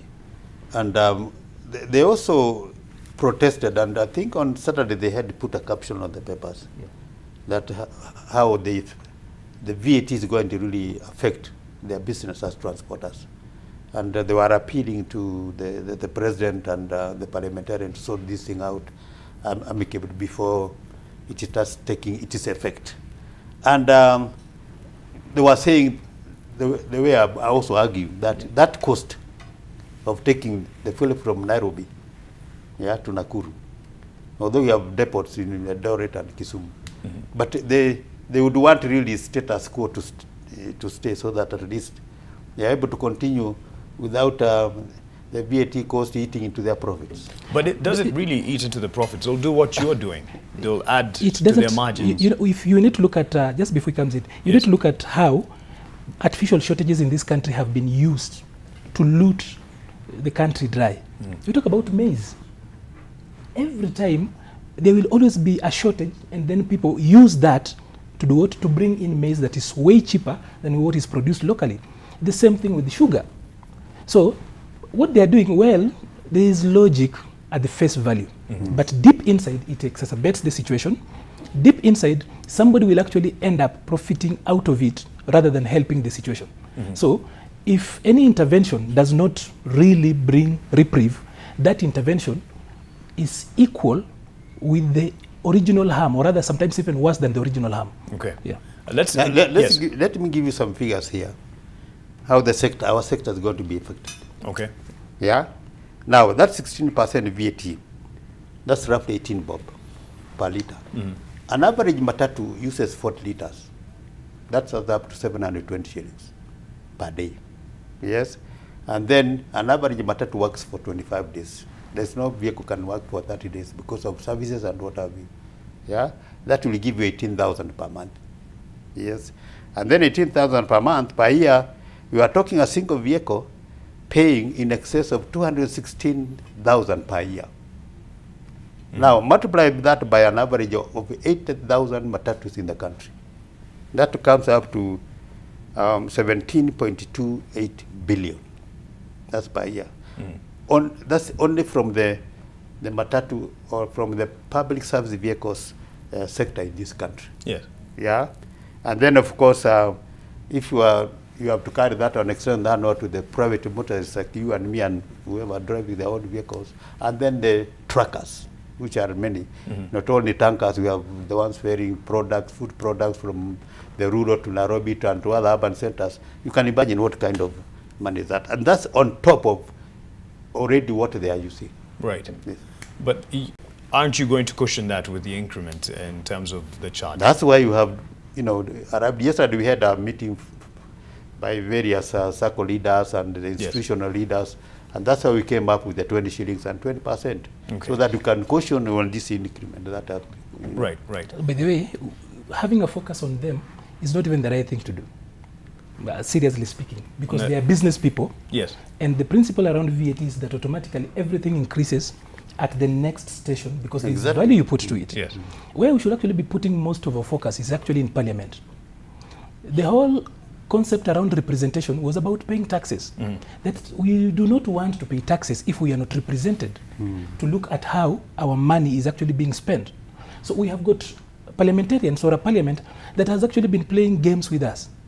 A parliament that is actually as surprised as we are. Some of them don't even understand the process, just the way a normal Bwananchi will be grappling around with the figures. They do not even get it right. So that is where the problem stops. Number two, the president. The president and his cabinet look at everything, including the budget policy document before it comes to Parliament. Bit by bit, they saw this. He set up goals he wants to achieve, and he was told that before you actually are able to do this, because the president doesn't make his own money, this is where you'll get money. He was told it will come from us, and he was silent. So even if he comes up today, then we are at a place, that really hurts us, because the leadership that we have is very insensitive. Number one, this leadership rejects facts until it's too late. This leadership refuses science, and they sell a lot of hope that is based on nothing. Because since 2013, we threw out Vision 2030. I saw Mwangi from Equity, who is also on the board of Vision 2030, saying that we should just go out there, that if we want progress, we should accept to be taxed this way. I wouldn't want to say so much about Mwangi, because Mwangi, it's not that Mwangi does not understand. Mwangi does not just care. That's how different we see this thing. But ideally, though, if we were to be taxed in terms of, and use whatever is raised within the tax. That is ideally, but then we have to be taxed in a manner that is justifiable, in a manner that is equitable, and a manner that is sustainable. Yes.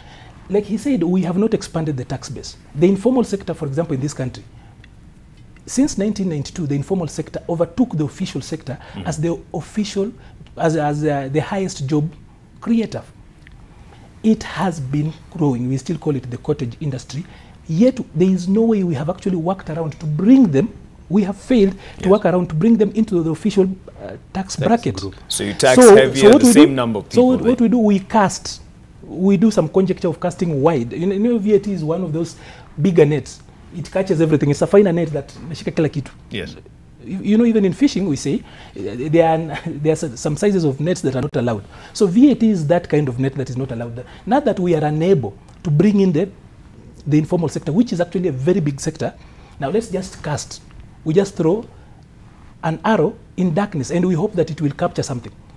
In the process, we kill a lot that should not be killed. Right. So that's where we are. And I'm thinking, literally, Parliament should be a better place to understand this. We would not have gotten here in the first place. But they know even the budgeting process, yes, should have fingered this thing much earlier. I mean, we should actually have seen this, because what do committees do? They go through these things bit by bit. What does Parliament do when it discusses this thing? They are told, this is what we want to do, this is how we will raise the money. Because this money doesn't come from anywhere, it comes from us. Yet they did not see that. They did not highlight that issue until too late. And it has been the case since 2013. They didn't see it, or they ignored it because the other previous times that they had postponed it? Parliament and the executive had agreed that this thing should be pushed through. They've only joined us after they realized that public outcry was up there. Otherwise, like I said earlier on, it is impossible for parliamentarians to say, it's impossible for this parliament to say that they did not know this was coming. Even Junet, when he presented the amendment bill, Junet, working in Parliament, and the process with which you bring a motion to Parliament, it's fact-checked. You have to look at the environment. You do a proper SWOT around it. You do a pastel around it before you bring it to the House. But then bringing a motion in the House is one of those thorough processes. It's surprising that Junet didn't know this would work. He even didn't know that on first, there is a law that will come into effect immediately. Yes. No, it's impossible that they didn't know. They knew. They knew this very well. This one is actually a Panadol they were serving us.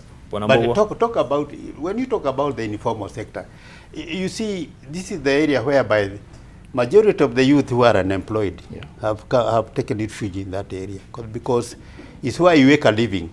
Either you get 100 shillings or 200 shillings, or even sometimes you go home without making any money.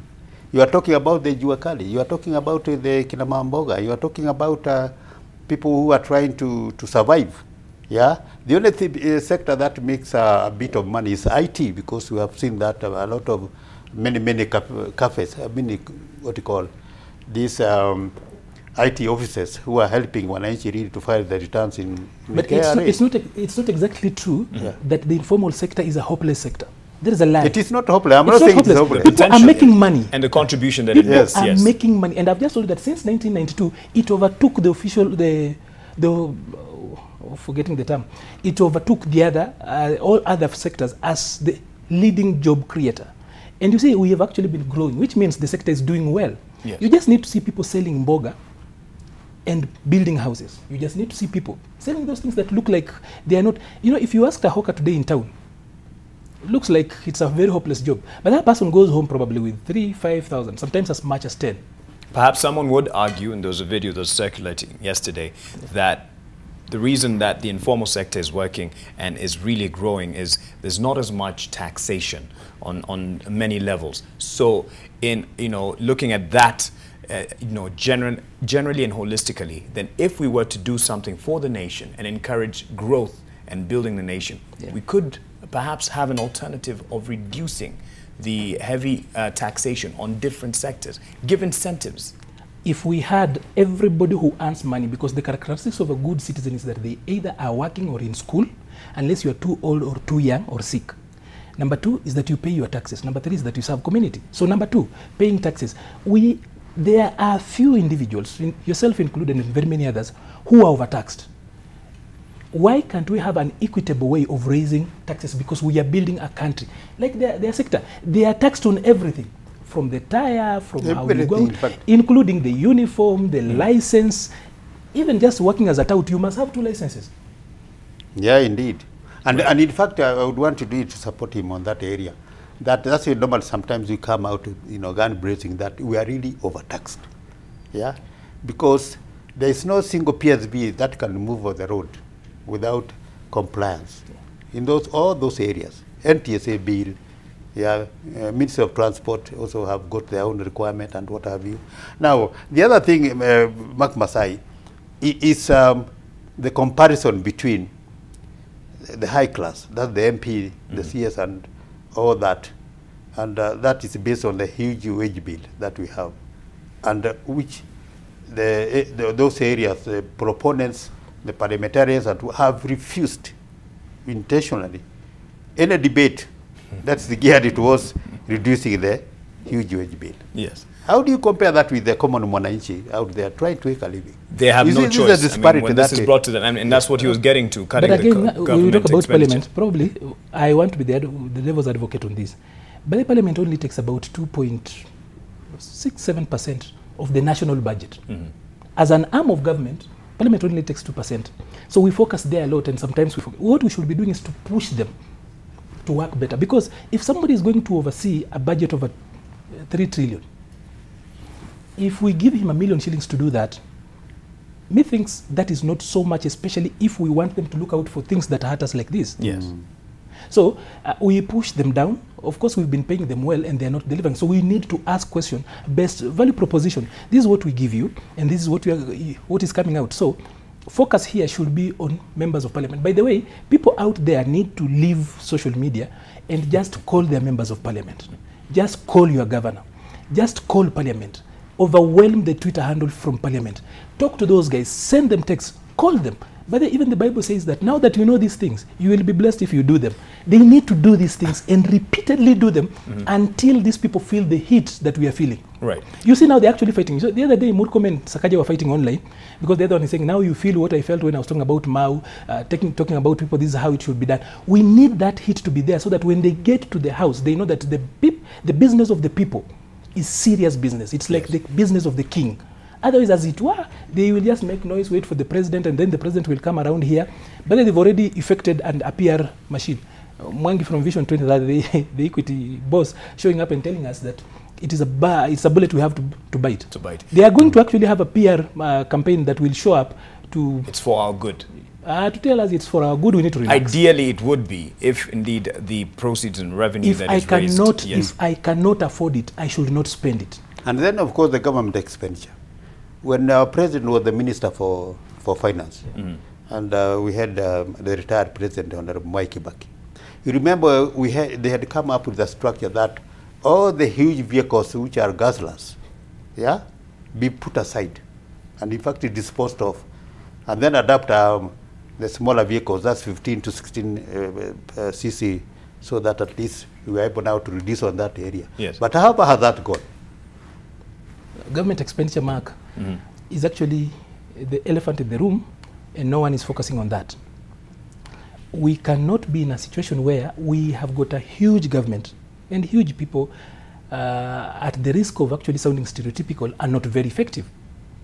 But government expenditure here has been is now being pegged on the big four to bring development. The big four, where were they in the last 5 years? You just don't show up now and you want to tax us on our salary to come up with the National Housing Fund because you want to leave a legacy. You don't just show up because you do not have money, you have overborrowed everywhere. And now you want to tell IMF, and you know that is the other thing we don't want to talk about. No one is talking about it. Yeah. But when VAT showed up in 1990s, we already were badly in debt. When we abandoned the sales tax and took over VAT, it was an IMF thing to help us demonstrate that we can raise enough money to get loans and money from them. Yes. We are in that situation already. That what we built since 2002, the People's Revolution in 2002, coming up to 2012, has actually been washed away in 5 years. It is so sad that we are going back to the days where we were in 90s. Yeah. As in that fight in 2002 was useless. The struggle, Structural the structural readjustment of the country, Vision 2030, the economic recovery strategy that fed into Vision 2030, everything that we did, we've retrogressed. We've actually gone back. Yes. We had just about 400 billion as a debt in 1990s. Today we are talking about 5 trillion, and by the end of the year, it will be much higher there. So that's why I say let us give this pressure to where it's due. And this is to our leaders. Parliament is more than just making hate speech over weekends, going to funerals. Their work is to oversight, to represent us, and to legislate. With that in mind then, with the heavy cloud of IMF over us, trying to, watching to see if we can actually raise our own revenue to some extent and have a sustainable balance with what we owe, then we should be telling Kenyans that it's not necessarily a good thing, the 16% VAT, but it is something that we need to have effected. Would that be the case? No. Where we are, the local mwananchi doesn't care if government is unable to sustain itself. Okay. He just cares about him being able to be productive and be something with his life. And they work hard. The Kenyans wake up very early in the morning and work so hard. True. So what government is doing is that it's pushing them down. Life and the whole thing, the global economy is actually very challenging. And we are pushing them down. The government should cut down its expenditure. We should even lose credit ratings so that we stop borrowing and then put our house in order. Well, by saying that we need to tell them that it's something that it's for our good. It's not for our good. It is for the good of their own legacy after mismanaging the economy for 5 years. Okay. So for us, government should cut down its expenditure. And if they insist we refuse to pay this thing, lose credit rating so that IMF does not give us that standby facility. Once we lose that, we will put our house in order. But so long as we are able to push people and Kenyans cry and then they accept. So in a way create a crisis? We are already in a crisis, but then they are creating crisis in our lives, stressing us. Okay. Why shouldn't they? We should also push, we should also actually send it back to the... So it should be a pushback. I think the position here is it's not good for the common mwananchi. Definitely. Because the Wanjiku is really suffering. But it's inevitable. I can tell you for sure now, activities resistant arising from the 16% fuel increase. Yeah, as we have been running that those clips from the many towns in Mombasa, yes, Eldoret, with the reaction. As we are talking, Kenyans are just waiting for somebody to trigger that button, and you'll see all of them on the streets, which is not good for this country. So I would want to agree with my colleague here. The government should be thinking how to reduce its expenditure, yes, and including the huge wage bill, so that at least we come back to a situation whereby we live within our means. Okay. They should just abandon the big four, fight corruption, we live within our means and build our economy. We are resilient enough as a people, but not push us further. Okay, and there's a point then, in terms of pushing us further, there are those who are pushing back in challenging what is being effected right now. And I'm talking about the Court Secretary General, Francis Atwoli, and human rights activist Okia Omtata, who are actually suing the government on their move to effect the 16% VAT on petroleum products. And as well, there were 10 governors who said they were against this and trying to push the president to reverse this decision. This is what they had to say, and we'll look at whether this is feasible and if we have any alternatives. Hii nyongeza ya mafuta, inji hii uchumi hakutakuwa na mtu yeyote ambaye atapata chakula, hakutakuwa na mtu yeyote ambaye atasafiri, hakutakuwa na mtu yeyote ambaye atapata dawa ya hospitali na nini, kwa ajili kila kitu ambacho kinafanyika katika inji hii kinategemea mambo ya mafuta. Na tunauliza rais, hata kama akiwa China, anasikia mambo ya Wakenya wanasema, bunge ilisimama na wananchi, na Rotich amekataa, na watu kadhaa, na wale wa IMF and World Bank wanasema ni lazima Kenya, wananchi wa Kenya watozwe kadi ya 16% kwa mambo ya mafuta. The application I've had is to request the judge to suspend it. But ultimately, in my prayers, I'm praying that the particular provision of VAT, of the VAT Act, be declared unconstitutional for infringing very, very clear and specific provisions of the Constitution. So in a brief, that's basically what we have asked for. And of course, when you go to reasonableness, how reasonable is it to have a tax constituting about half the price of a product? How reasonable is it? We're also looking at the question of reasonableness. And you ask yourself, how reasonable is it to literally kill the goose that lays the golden eggs? Gentlemen, do you see this going anywhere? Yes. There's a lot of anger, number one, because all sectors, by the way, apart from the informal sector, agriculture is touted as Kenya's backbone to the economy, right? Yet the sugar industry in the far west is down. The other day I saw tea farmers lamenting over late payment, but the tea farmers and coffee farmers in this country do not even have got a voice on how the pricing of those two commodities come out. There's an auction, the whole mathematics is very complex. They do not know what to do about it. Okay. Livestock in this country, we've seen perennially, so literally what supports the country has gone down. And in all this, Parliament has been at the center of it. So with that anger, I think we are going to get somewhere. You realize parliamentarians who are silent and they're now coming out and now calling on the president, people who have spent their years cheering the president and the government, even going on record on the Hansard as people who are supporting some of these bills, are actually now coming out and saying we need to look around this. Yes. What they're not doing is that they're not giving us solutions, and we elected them to give us solutions. So what Umtata is doing is good. And Kenya is now ripe for class actions, suits like these ones, where people actually just get tired and push through so that we can have, this element in Article 10 about public participation. We didn't just put it in the Constitution to flower it. It wasn't about flowering it. It was that we be part and parcel in how management of public affairs is done, for which we foot the bill. So Umtata has actually now remained the defender in chief of Kenyans. Only once in a while, whereas Kotu has actually gone into slumber. That is not the Kotu that Tomboya left behind. But he more the same speaks to what we are saying. And because he has always been on our side, even if he's a bad, we will say he's our bad son. But with what they are doing, I am so sure that Kenyans are not going to give up. Kenyans on Twitter will not keep quiet. Kenyans on Facebook will not keep quiet. And like I'm just telling you, perhaps should be more Kenyans on the streets and on the ground. Kenyans actually going on the street because all politics is local. Senator Sakaja is actually speaking out because he actually sees his vote base being eroded. Every member of parliament you see speaking up. And there's just one bad thing. I think this handshake has also its bad side. Yeah. Because now the former Prime Minister Raila Odinga has now turned himself into a government spokesperson, telling us that we relax. The president will come and he actually says the president why is he even speaking for this government when it has got its own full structures?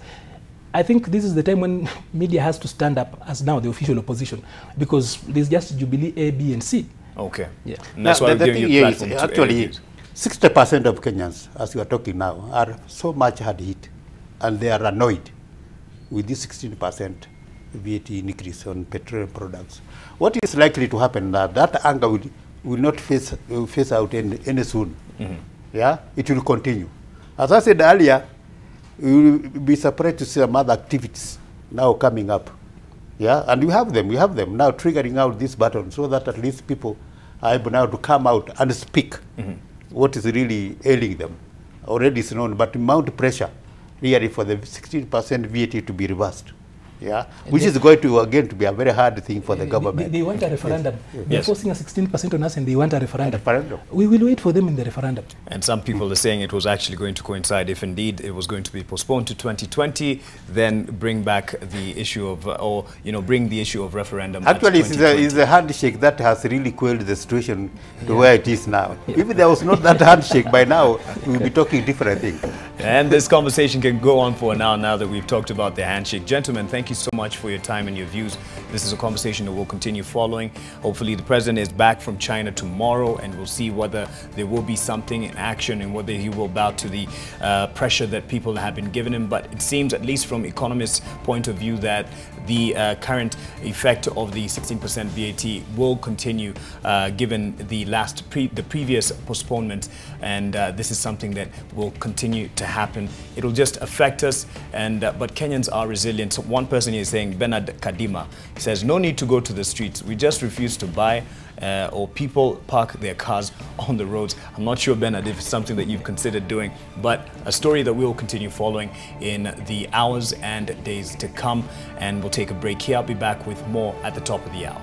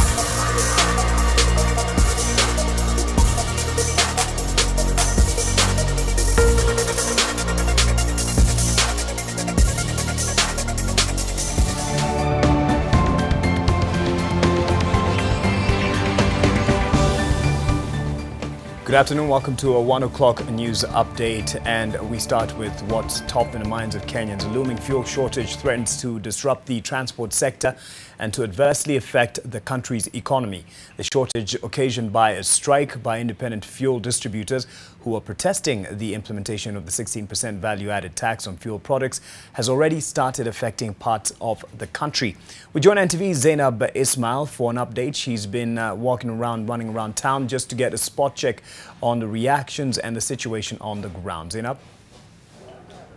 Yeah, thank you so much, Mark Masai. We have the industrial area where the depots are located. We have the independent oil distributors within Nairobi blocking any of the oil tankers coming here to receive any fuel. And we are joined by the representatives of the drivers of the oil's trucks here operating within Nairobi and Eldoret, just to give us a glimpse of exactly what is happening. Thank you so much for joining us. Maybe just make us understand ni nini ambayo inaendelea hapa, mweza kukusanyika hivi ambayo mnatueleza pia hamwezi chukua mafuta na mwezi peleka mafuta. Kwa majina naitwa Francis Kalodhi aka wa Rugongo. Mimi ndio nasimamia madereva wa mafuta hapa Nairobi na depo zingine. Ile kitu imetufanya sisi tusibebe mafuta ni VAT ya 16%, na hata kama ituumizi sana juu sisi ndio hatubebi mafuta, maisha imepanda juu sana madam, na kulingana na ile mshahara tunalipwa hapa sasa ndio tumefinywa zaidi, na tukafurahia kwa hii kitu imekuja juu sasa sauti yetu sisi kama madereva itasikika. So tukaona ya kwamba kuanzia jana sisi tuweke majembe chini. Sasa Kenya isimame kidogo, ndio hata sauti ya wengine wale wako huko mashinani wa Kenya wote sauti yao isikike. Ndio maana tukasema hakuna mafuta itaenda. Juzi hiyo mafuta ndio inawekwa VAT, sisi ndio tunabeba. So wale wengine wakitufuata, wacha kwanza sisi tuanzie, sisi tunapea watu mafuta hapa Nairobi.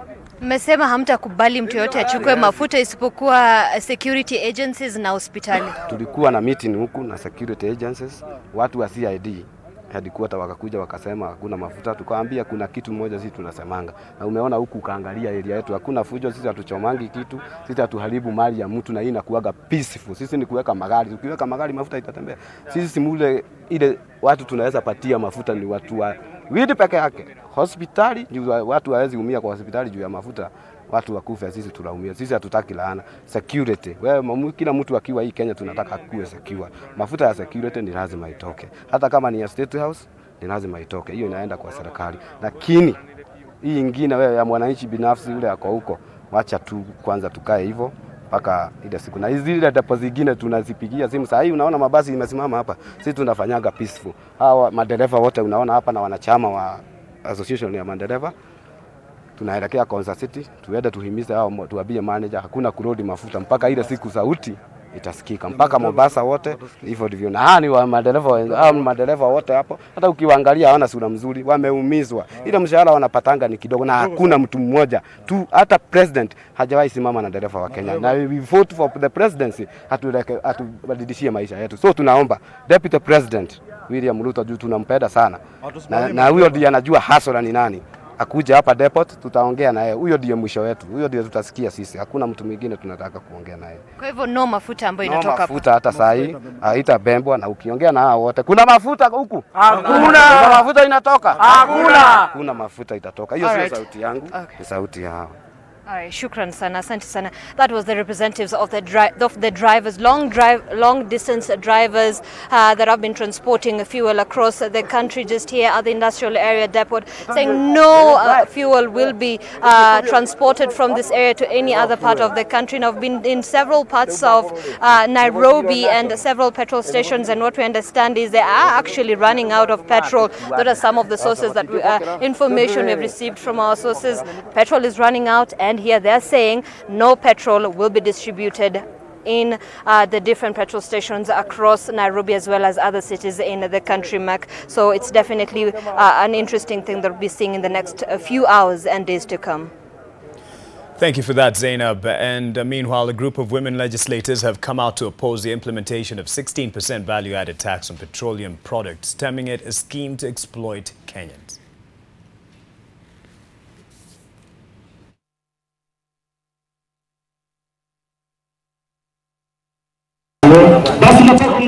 The women leaders who were speaking in Kitui at the launch of a scholarship program for needy children have called on the president to assent the bill passed by Parliament. Taita Taveta woman representative has termed the government move as ironic, where low-income earners who should be shielded from harsh economic ties face the nightmare of hiked prices. Ikifikia ni kwamba ni mafuta ya ni mambo ya VAT iwe 16%, hiyo hatutakubaliana nayo.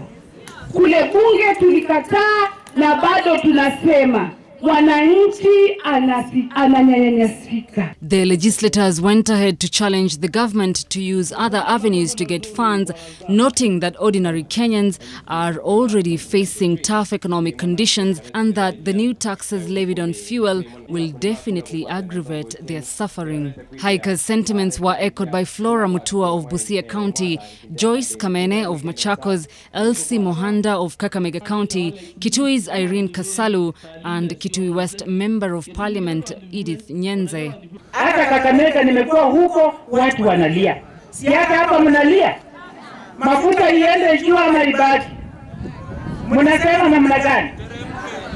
Si mnasema ikae vile iko. Other leaders who expressed similar sentiments are Makueni woman representative Rose Museo and Naivasha MP Jane Kiharu. Jinsi bei ya mafuta imeongezwa kwa kiasi cha juu, na mwananchi wa kawaida analalamika sana kwa sababu unaona kwamba bei ya bidhaa zimepanda, bei ya uchukuzi pia imepanda, ambayo inamuaffect kabisa mwananchi. Mheshimiwa Uhuru, Your Excellency, kaa chini na wataalamu wako wa economy, kwa sababu tunajua uko na agenda 4 unataka kutimiza. Mkae chini mjue hii pesa itatoka wapi, lakini isiwe ni ya kuumiza Wajiko yule alikuweka pale. Meanwhile, Majority Leader in the National Assembly, Eden Duale, has come out to shift the blame on members of Parliament for what he terms as a circus in the ongoing fuel tax discussions. Sasa wajumbe wawache kwa wanafiki. Wamepewa na katiba vipawa ya kusaidia wananchi. And they must tell the country, they must be very honest. If they pass the 2018-2019 budget, they must tell the country how that budget will be financed. Doreen Majala, NTV. Let's take a break from the discussion on fuel for a bit. And multi-agencies from the government and the private sector are meeting for a 2-day workshop in Naivasha to discuss long-term measures of dealing with illicit trade and prepare a draft law that is expected to come into effect in a few weeks' time. The workshop, organized and convened by the State Department of Trade, bringing together the Kenya Revenue Authority, the Anti-Counterfeit Agency, the Kenya Association of Manufacturers, the Kenya Copyright Board and NACADA, will formulate laws and enhance the fight against illicit trade. Speaking during the opening of the workshop on Monday evening, the Deputy Chief of Staff Public Service and Chair of the Anti-Counterfeit Multi-Agency, Wanyamba Musiambo, asked all Kenyans to be patriotic and stand up against all forms of illicit trade.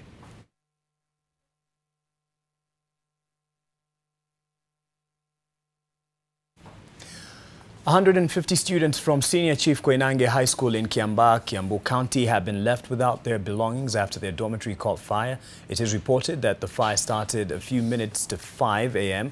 when all students were having their breakfast. Villagers helped in putting out the fire and managed to save the lower ground dormitory. Only a few items were saved from the inferno. Kiambu Police Commander Adile Njage said a team of investigators was looking into the matter. Parents were at the school very early to pick their children. Ofisi za Kiambaa sub-county ziko hapa chini, ni neighbors na hii shule. Wafanye jitihada zao watuletee gari ya moshi ya kuzima moto hapa karibu. Sababu hii imetoka Kiambu. Kabla ifike tulikuwa tumejaribu. The fire was completely put off around 7 a.m. this morning. I want to confirm that all the children are secure. I have assembled a team of detectives who are now on the ground to unearth exactly what happened. West Pokot County Assembly complex valued at 420 million shillings that is still under construction is being targeted for demolition because it sits on a road reserve in Kapenguria town. The county assembly will be brought down alongside other structures on riparian land and road reserves. The assembly building, which is almost complete, has been a landmark in the county, and it was approved in 2013 and was expected to be complete by next year. It was meant to provide offices for all 50 members of the county assembly, host several committees and chambers. Other riparian plots and grab land being targeted are areas behind Kapenguria Police Station, behind Kapenguria Prison, the County Commissioner's Office and Kapenguria Boys High School, the cemetery, among others.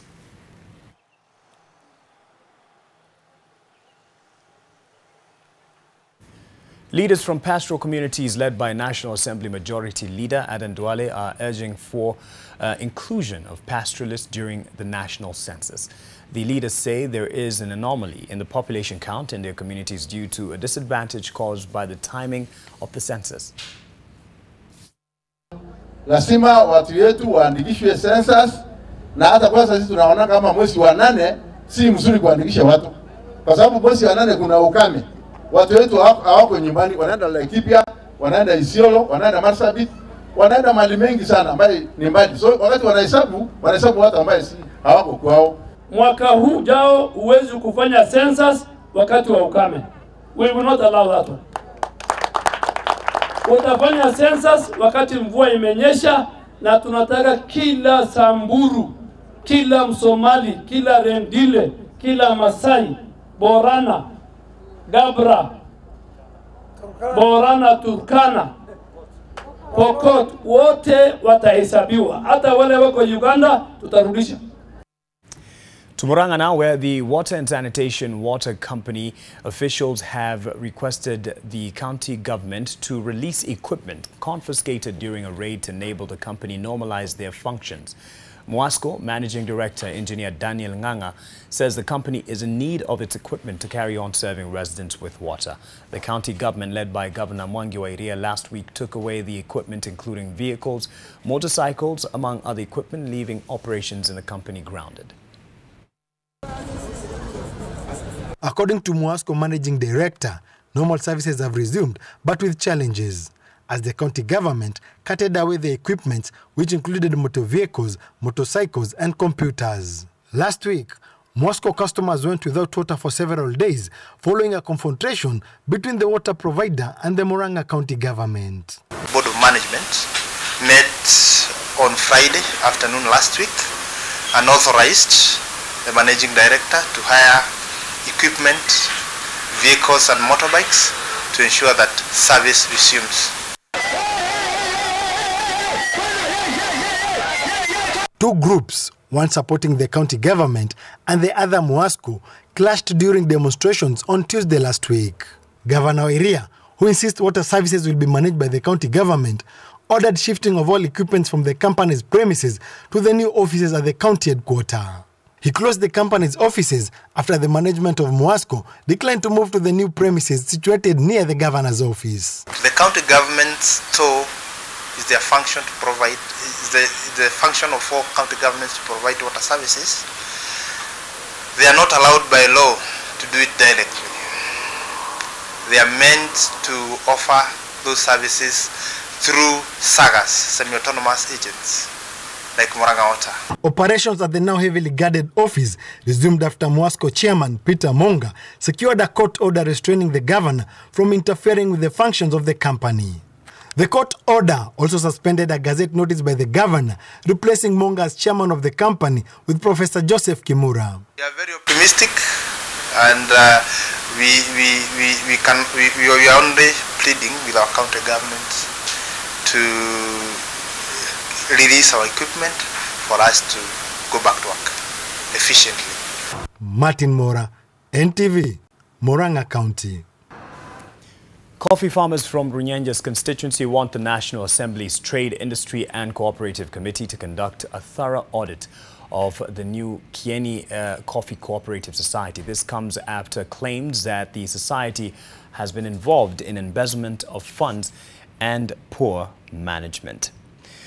Meanwhile, in Kilifi, a group of musicians associated with the Music Copyright Society of Kenya have complained that they are not receiving their royalties from the music body for more than 10 years. The artists say that despite their songs getting played on radio and downloads from music apps, no money has been remitted to their accounts, a situation that has adversely affected them given the music is their full-time job. They say that as much as they attend seminars held by MCSK and other bodies, there is nothing discussed that influences their lives, adding that efforts to get recognition from the stakeholders in the entertainment industry have not been fruitful. The musicians were speaking after performing at the Village Market Arena in Malindi Town, Kilifi County.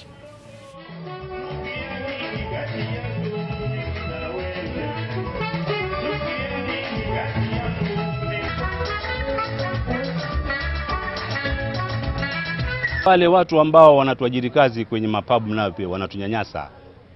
Hatulipi kulingana na ile output yetu. Hasa wakichukulia kwamba mwanamuziki ni mtu ambaye hana mtetezi. Sasa unapata kwamba mwanamuziki anahangaika. Muziki wangu nimeweza kufaidi na hii kampuni moja tu ya mdundo. Kidogo ndo wanakupatia, hata kama ni kidogo, lakini wanakupatia kulingana na vile ngoma yako itachukuliwa. Lakini hizi kampuni zingine sijapata msaada wote. Leaders have been called upon to listen to and engage the youth in important discussions that seek to better their lives.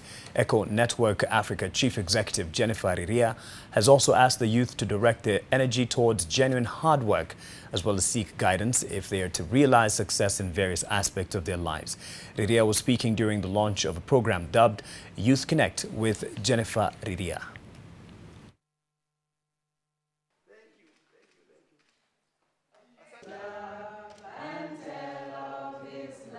I'm thinking that the entry point to begin touching youth is look at the systems that are on the ground. What are the counties doing with the youth? Because plenty is happening within the counties. We begin to dialogue. I begin to dialogue with the counties and saying to the county, what are plans do you have with the youth? And we begin to make sure that the youth are talking to each other, not the youth is being talked down to. Safari Link has launched flights from Nairobi to Kisumu, increasing competition in the already busy route. The maiden flight left Nairobi this morning with invited guests on board, among them Tourism Cabinet Secretary Najib Balala. Also on the flight was Kisumu's First Lady Dorothy Nyong'o. The airline will have 2 daily flights to Kisumu, as well as 2 from Kisumu, and will be operating from the Wilson Airport.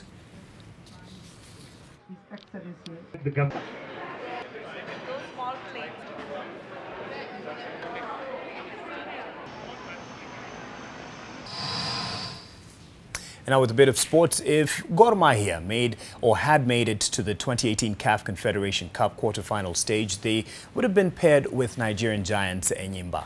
Since Kogalo were bundled out of the Confed Cup on the final day of the competition, it is Rayon Sports of Rwanda who will have the honor. Al Masry of Egypt will take on USM Algiers of Algeria. This as Morocco's Raja Casablanca play Congo's Kara Brazzaville, and as Vita from DR Congo take on Morocco's RS Berkane. In the CAF Champions League draw also conducted Monday night in Cairo, Egypt, there is an all-Tunisian clash with Esperance facing Etoile du Sahel and S of Algeria taking on WSC Casablanca of Morocco, and Guinea's AC Horoya play Al Ahli of Egypt, and Primero de Agosta of Angola tackle TP Mazembe of DRC.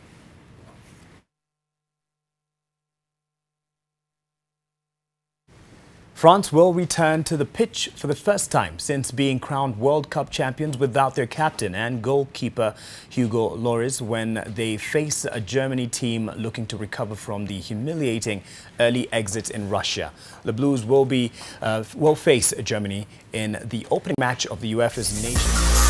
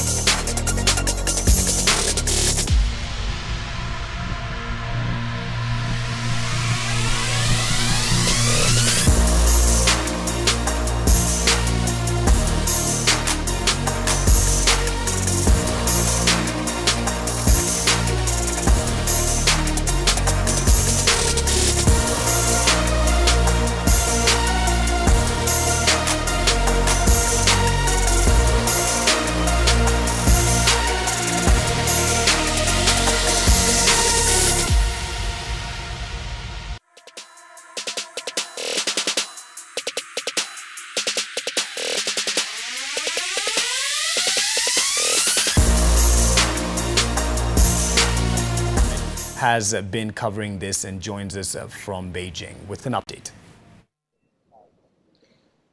The United States and the United Kingdom might be world powers who have dominated business in Africa for quite a long time, but China is now catching up with them and seeks to be the dominant player in African development, with China now promising more than $60 billion in funding towards development projects under their Road and Belt Initiative. And Kenya, Uganda and Tanzania will also be seeking to get a piece of the pie. Manufacturing.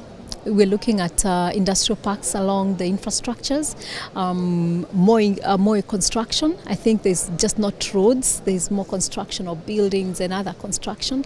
ICT and energy, you know, these are really they really hold everything else together. And then also education. I think it's good to really partner around education and learn from each other. As Kenya seeks to get funding for the extension of the standard gauge railway from Naivasha to Kisumu, as well as President Kagame of Rwanda, who will be seeking an initiative to develop part of his country. President Yoweri Museveni of Uganda is also here in China, and he will be seeking phase 1 of the standard gauge railway from the Malaba border to Kampala.